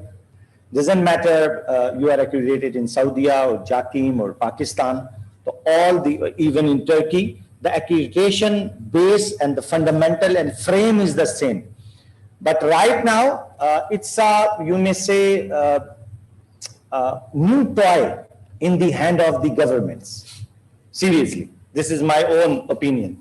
It's a new toy, and everybody wants to play and show the world that my toy is mera khilona bahut acha hai. So this is another era we are just crossing this. Actually, they have to accept each other.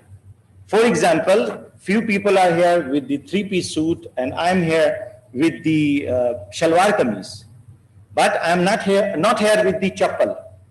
So what I need to change?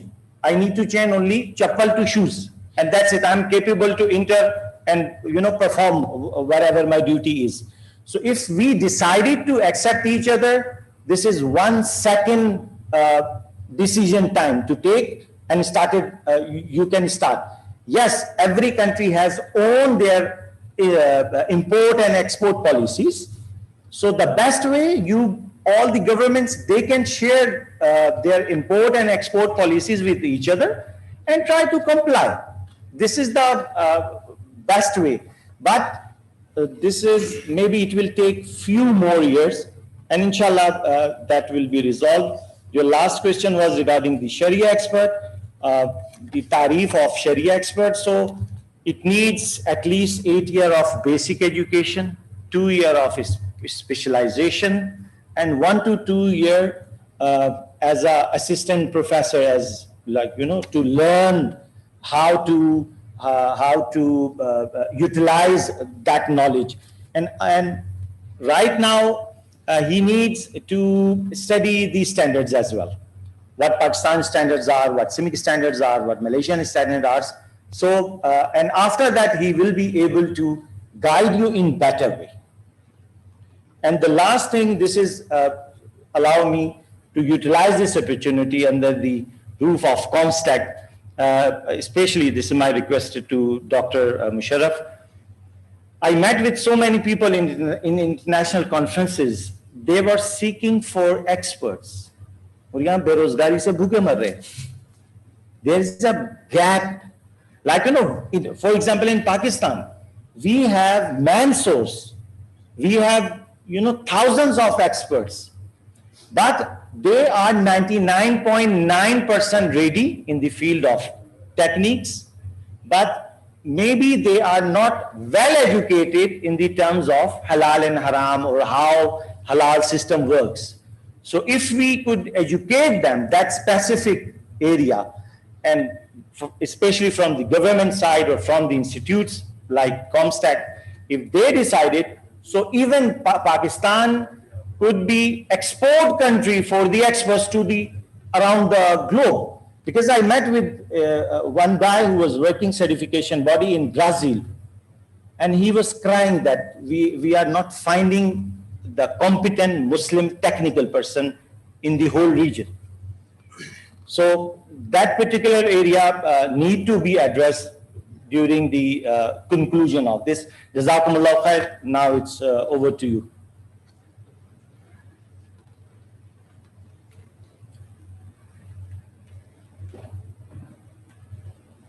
Thank you very much. So before starting anything, I would like to welcome Excellency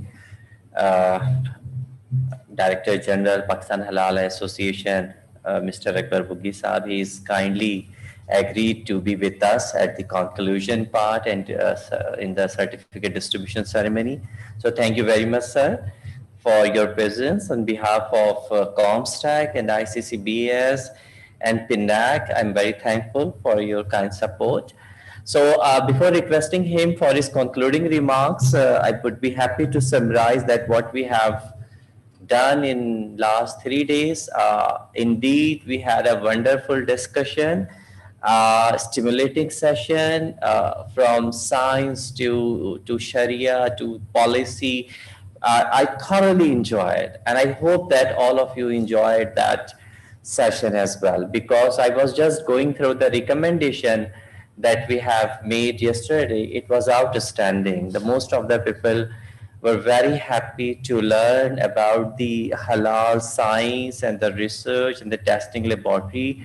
Although some of the recommendations was relevant to the hands-on training, I totally agree that the hands-on training, especially when you're talking about the laboratory testing, is very much needed. But as you have heard, that is one of the important episode, and it would definitely continue and come up with the hands-on training as well.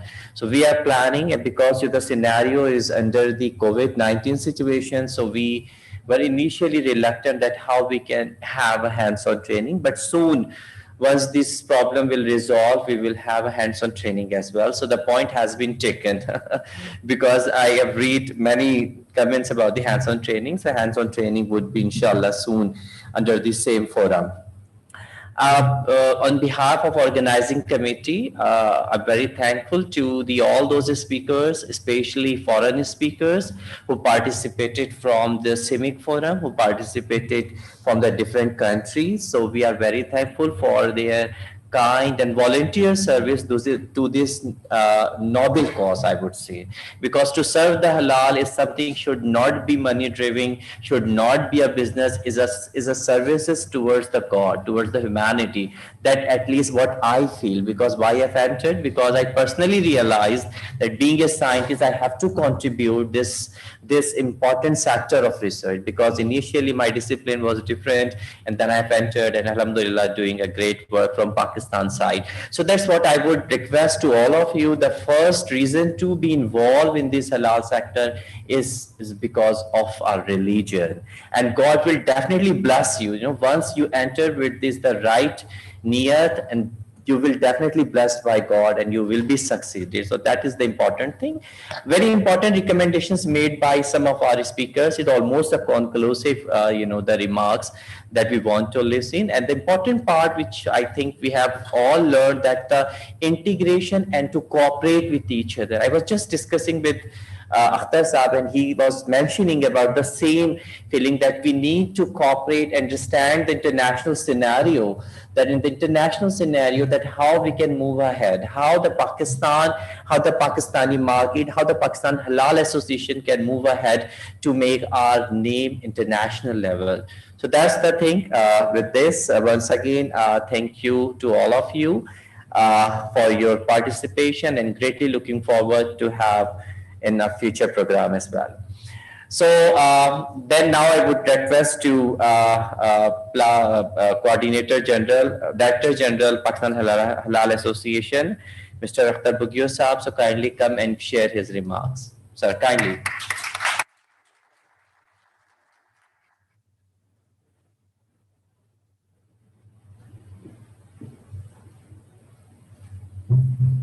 Bismillah ar-Rahman ar-Rahim. Assalamu alaikum. Before I start, I would like to correct Dr. Musharraf. It's Pakistan Halal Authority. I think it was a slip of tongue. So it's Pakistan Halal Authority, and which is regulatory for Pakistan. So it's very, it's my pleasure to see these bunch of experts from the technical side, Sharia, certification bodies, laboratories, they are all at one place.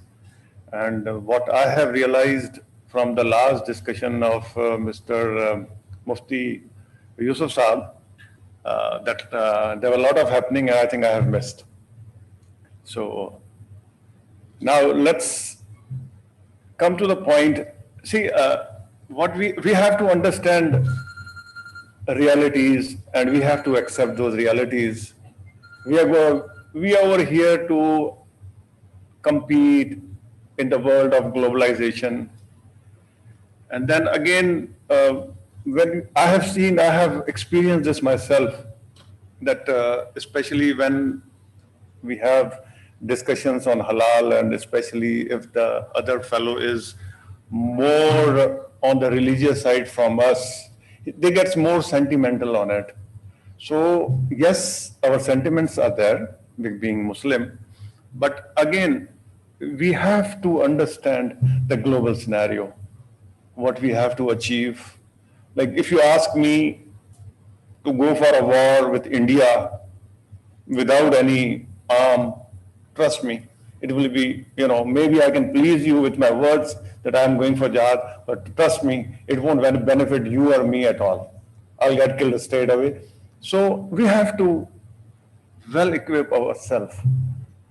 We have to do the gap analysis. Where do we stand at this point? Do we have, when we talk about the laboratories, because I think this was about setting the laboratory standards and all this, do we have enough laboratories to conduct these halal authentication tests? Like we are all, related to this field, and we have to be honest to each other. Do we have? So I don't think so. I won't say that we are totally blank. We are there, but we have never tried to achieve those levels where this international market, they don't place our products on a question mark. It's very easy to compare ourselves or, curse Jews and other communities that they are doing this much business, kosher is doing this is, but we have to understand, like this halal certification is just a value addition, nothing else. It's a value addition. So to achieve your product acceptability in foreign countries, do you think this value addition is enough? No. As I've heard the discussion also, your product safety, your product quality, the compliance to standards, and then even you achieve all these things. The second phase is we have to comply to standards wherever these products are bound to go. For example, if we get a business, Pakistan get an export business from whatever country, Italy, France, or whatever it is, we have to comply to their standards. Even though they have, anything which is being produced in Pakistan, so the probability is they are complying to Pakistan standards. But when it comes to the exports, we have to comply to their standards. Then again, there are so many dilemmas over here. At this moment in this world of globalization, advancement, if you look at this European Union, what they have, we always quote their example. They have achieved so much business and they have this much unity and all this. What they have done, being the most powerful nations, just to get the business, they have, united under the rule of confederation.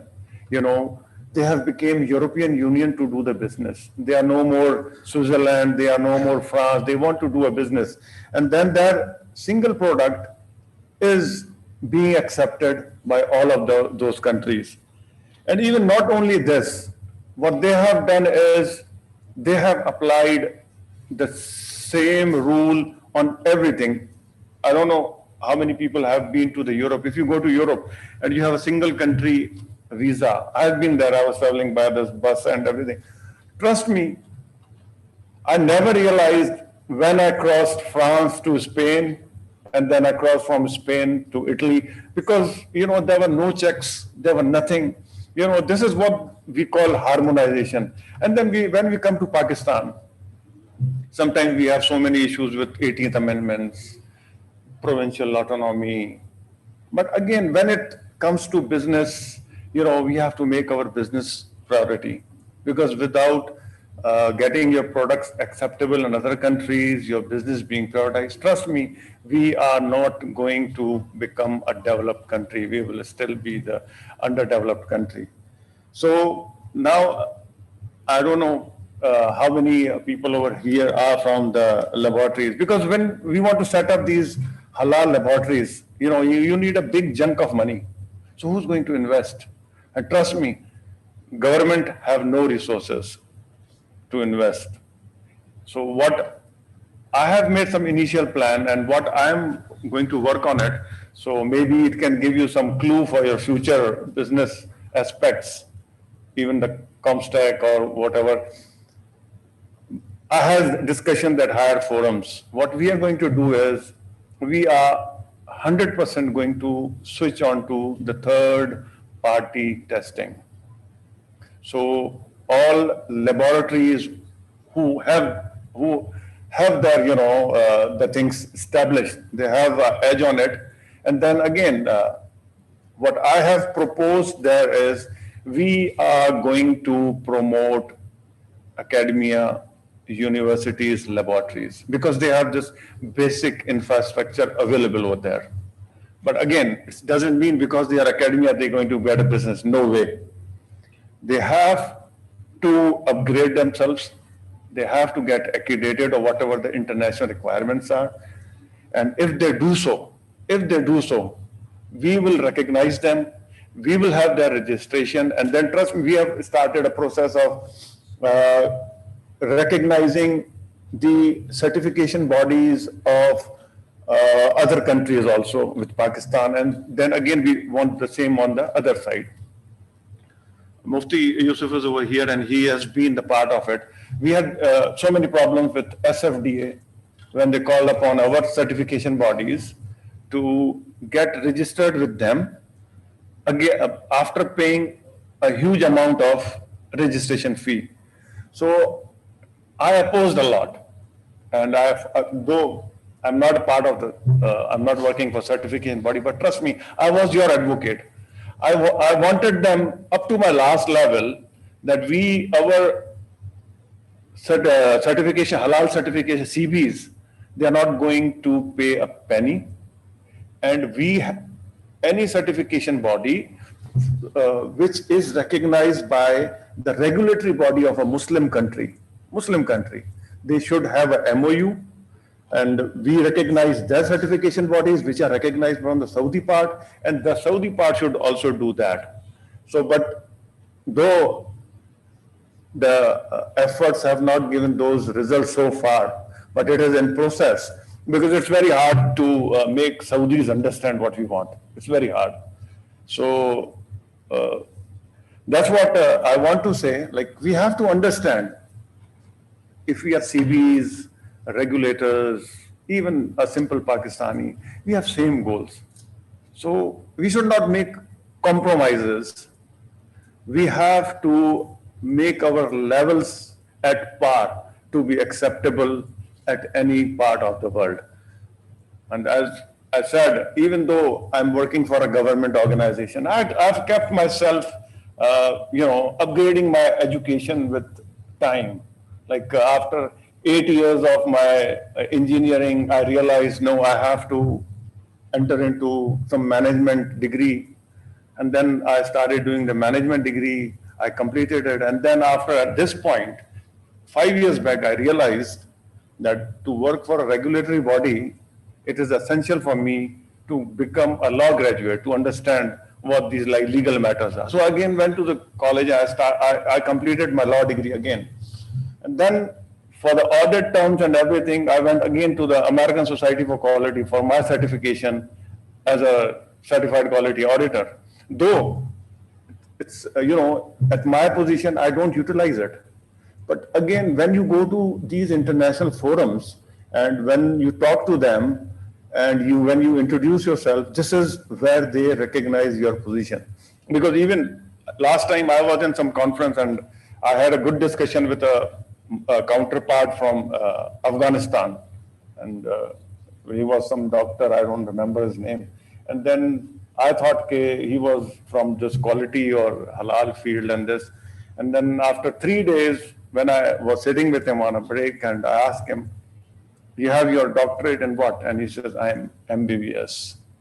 So this is, I don't want to go to that part. So this is a dilemma of this subcontinent region. So I think what we have to do is we have to raise ourselves. And it's very easy to criticize a regulator, to curse on the government that they are not doing this. We have to look at ourselves, what we are doing, and we should come up with some solutions. So this is what I want to say. So if you have any issues, you have any problems, if you think we can help out, we are there. You have every right to even criticize. You have every right to do that also. But it should be, you should be positive, and your criticize should end up somewhere with some positive results. So that's what I want to say. Thank you very much, Musharraf Saab, for inviting me over here.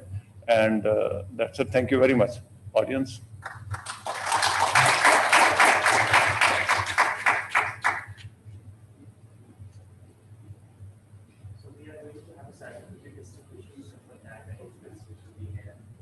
So actually we have a shortage of time, so I'm giving to all participants. Once the name will announce, quickly come here and get certificates.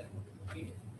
So I think we'll start with the speakers. Please don't call my name, please. Thank you very much. We'll start off with the certificates.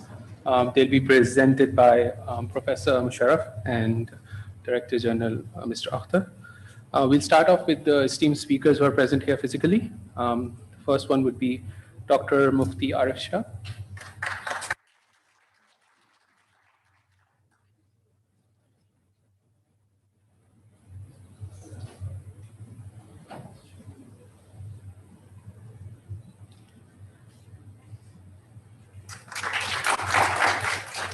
Next is Mufti Yusuf Razak Khan.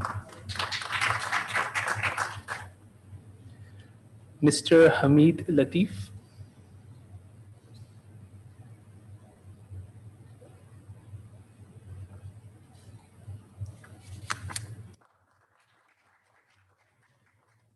Dr. Noor Wali Shah.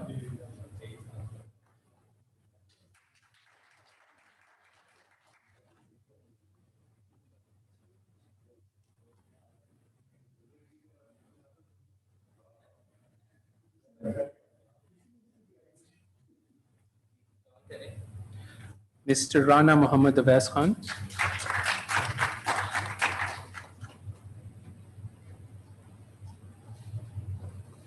Dr. Muhammad Shakib.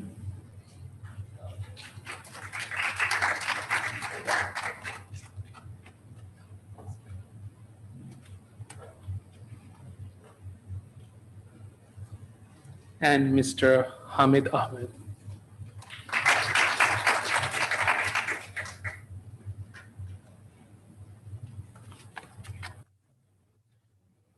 Moving on to the participants. Moving on to the participants, we'll start with Dr. Atiya Gohar.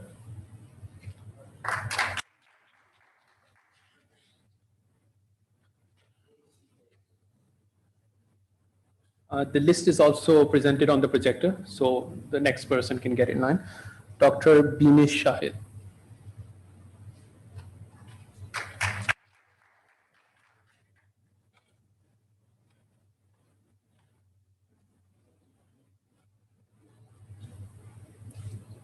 Dr. Bushra Jameel.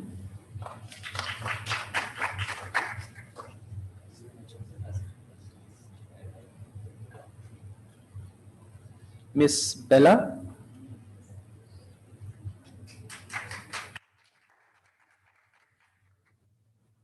Bella is from where? From Cameroon.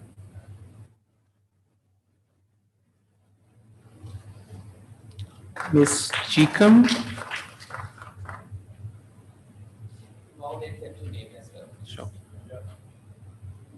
also from Cameroon.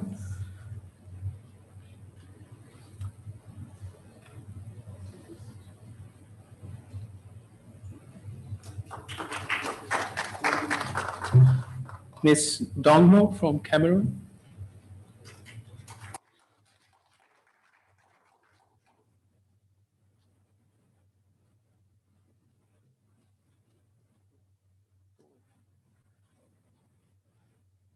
Ms. Erlinda.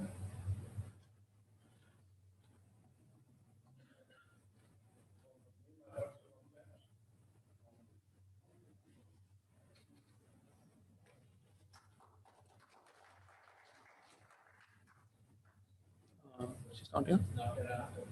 All right. Then we have Ms. Hina Nazar. Not here. Then we have Ms.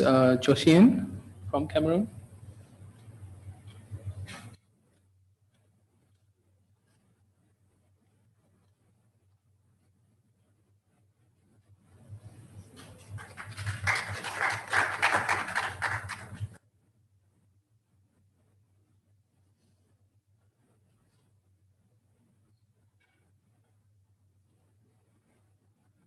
After that, Dr. Madiha Ashraf.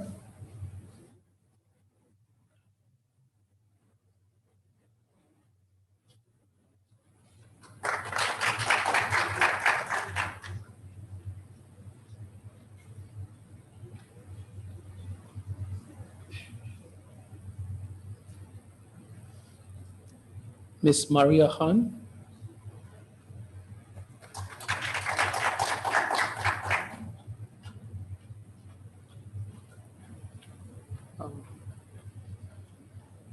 Ms. Mila.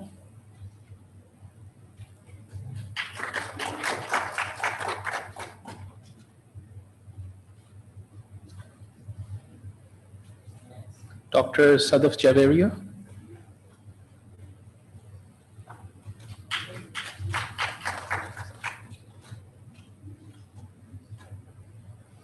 Dr. Sana Wahid.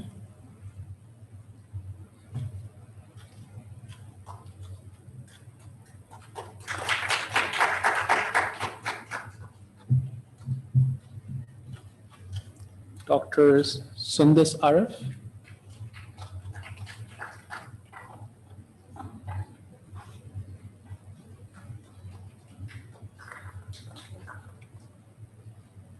Ms. Tingweb.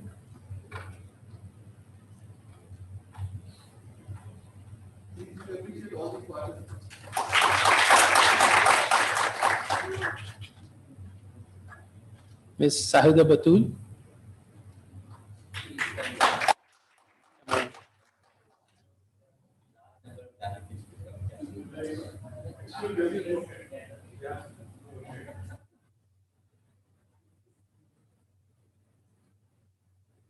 And Ms. Khatija Shafqat.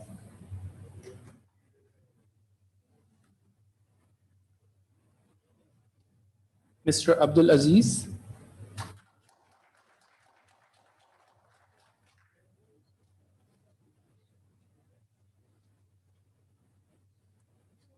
Dr. Abdul Rauf Raza.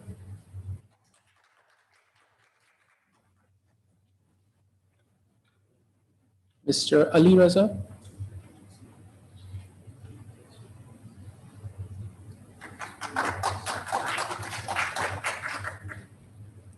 Dr. Anar from Azerbaijan.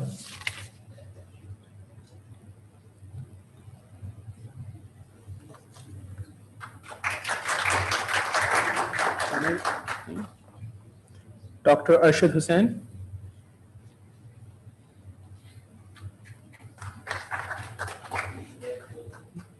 Mr. Azhar Abbas.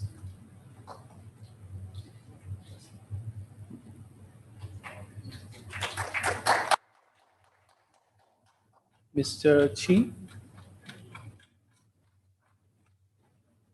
also from Cameroon. Mr. Ghulam Mustafa.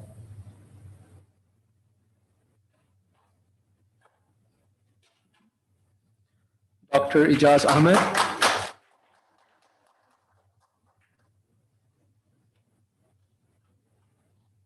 Dr. Imran Khan.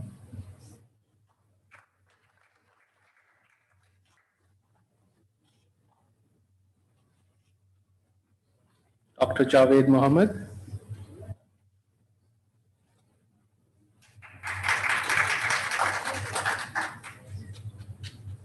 Mr. Dimas from Indonesia.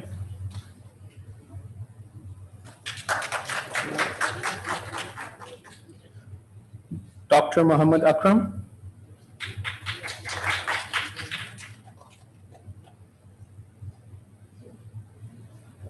Mr. Muhammad Fahim.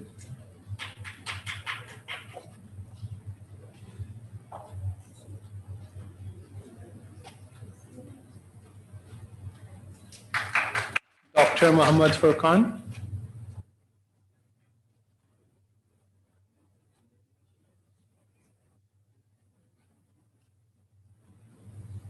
Mr. Muhammad Hamza.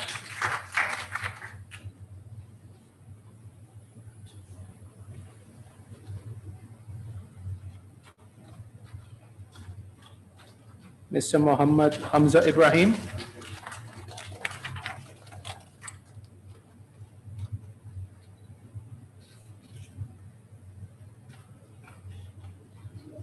Dr. Muhammad Ijaz Khan.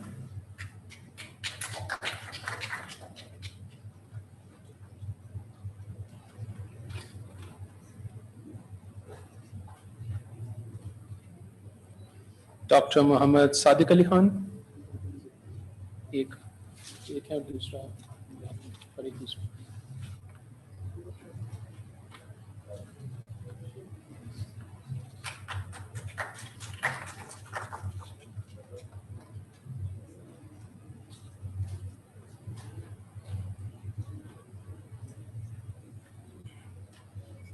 Mr. Parvez Hussain.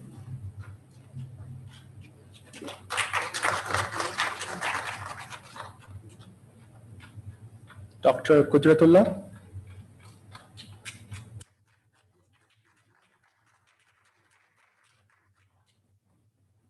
Dr. Saeed Ahmed.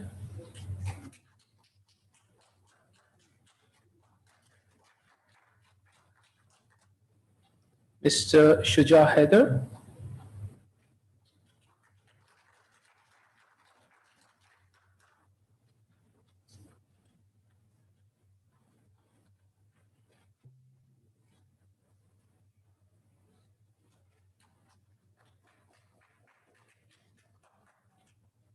Dr. Usman Ali.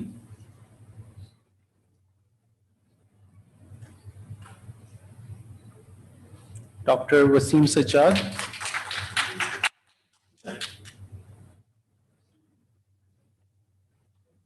Mr. Yahya Hassana.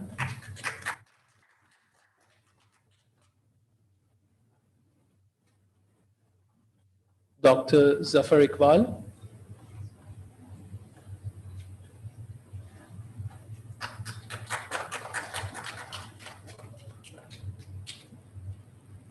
And lastly, Dr. Zishan Anjum.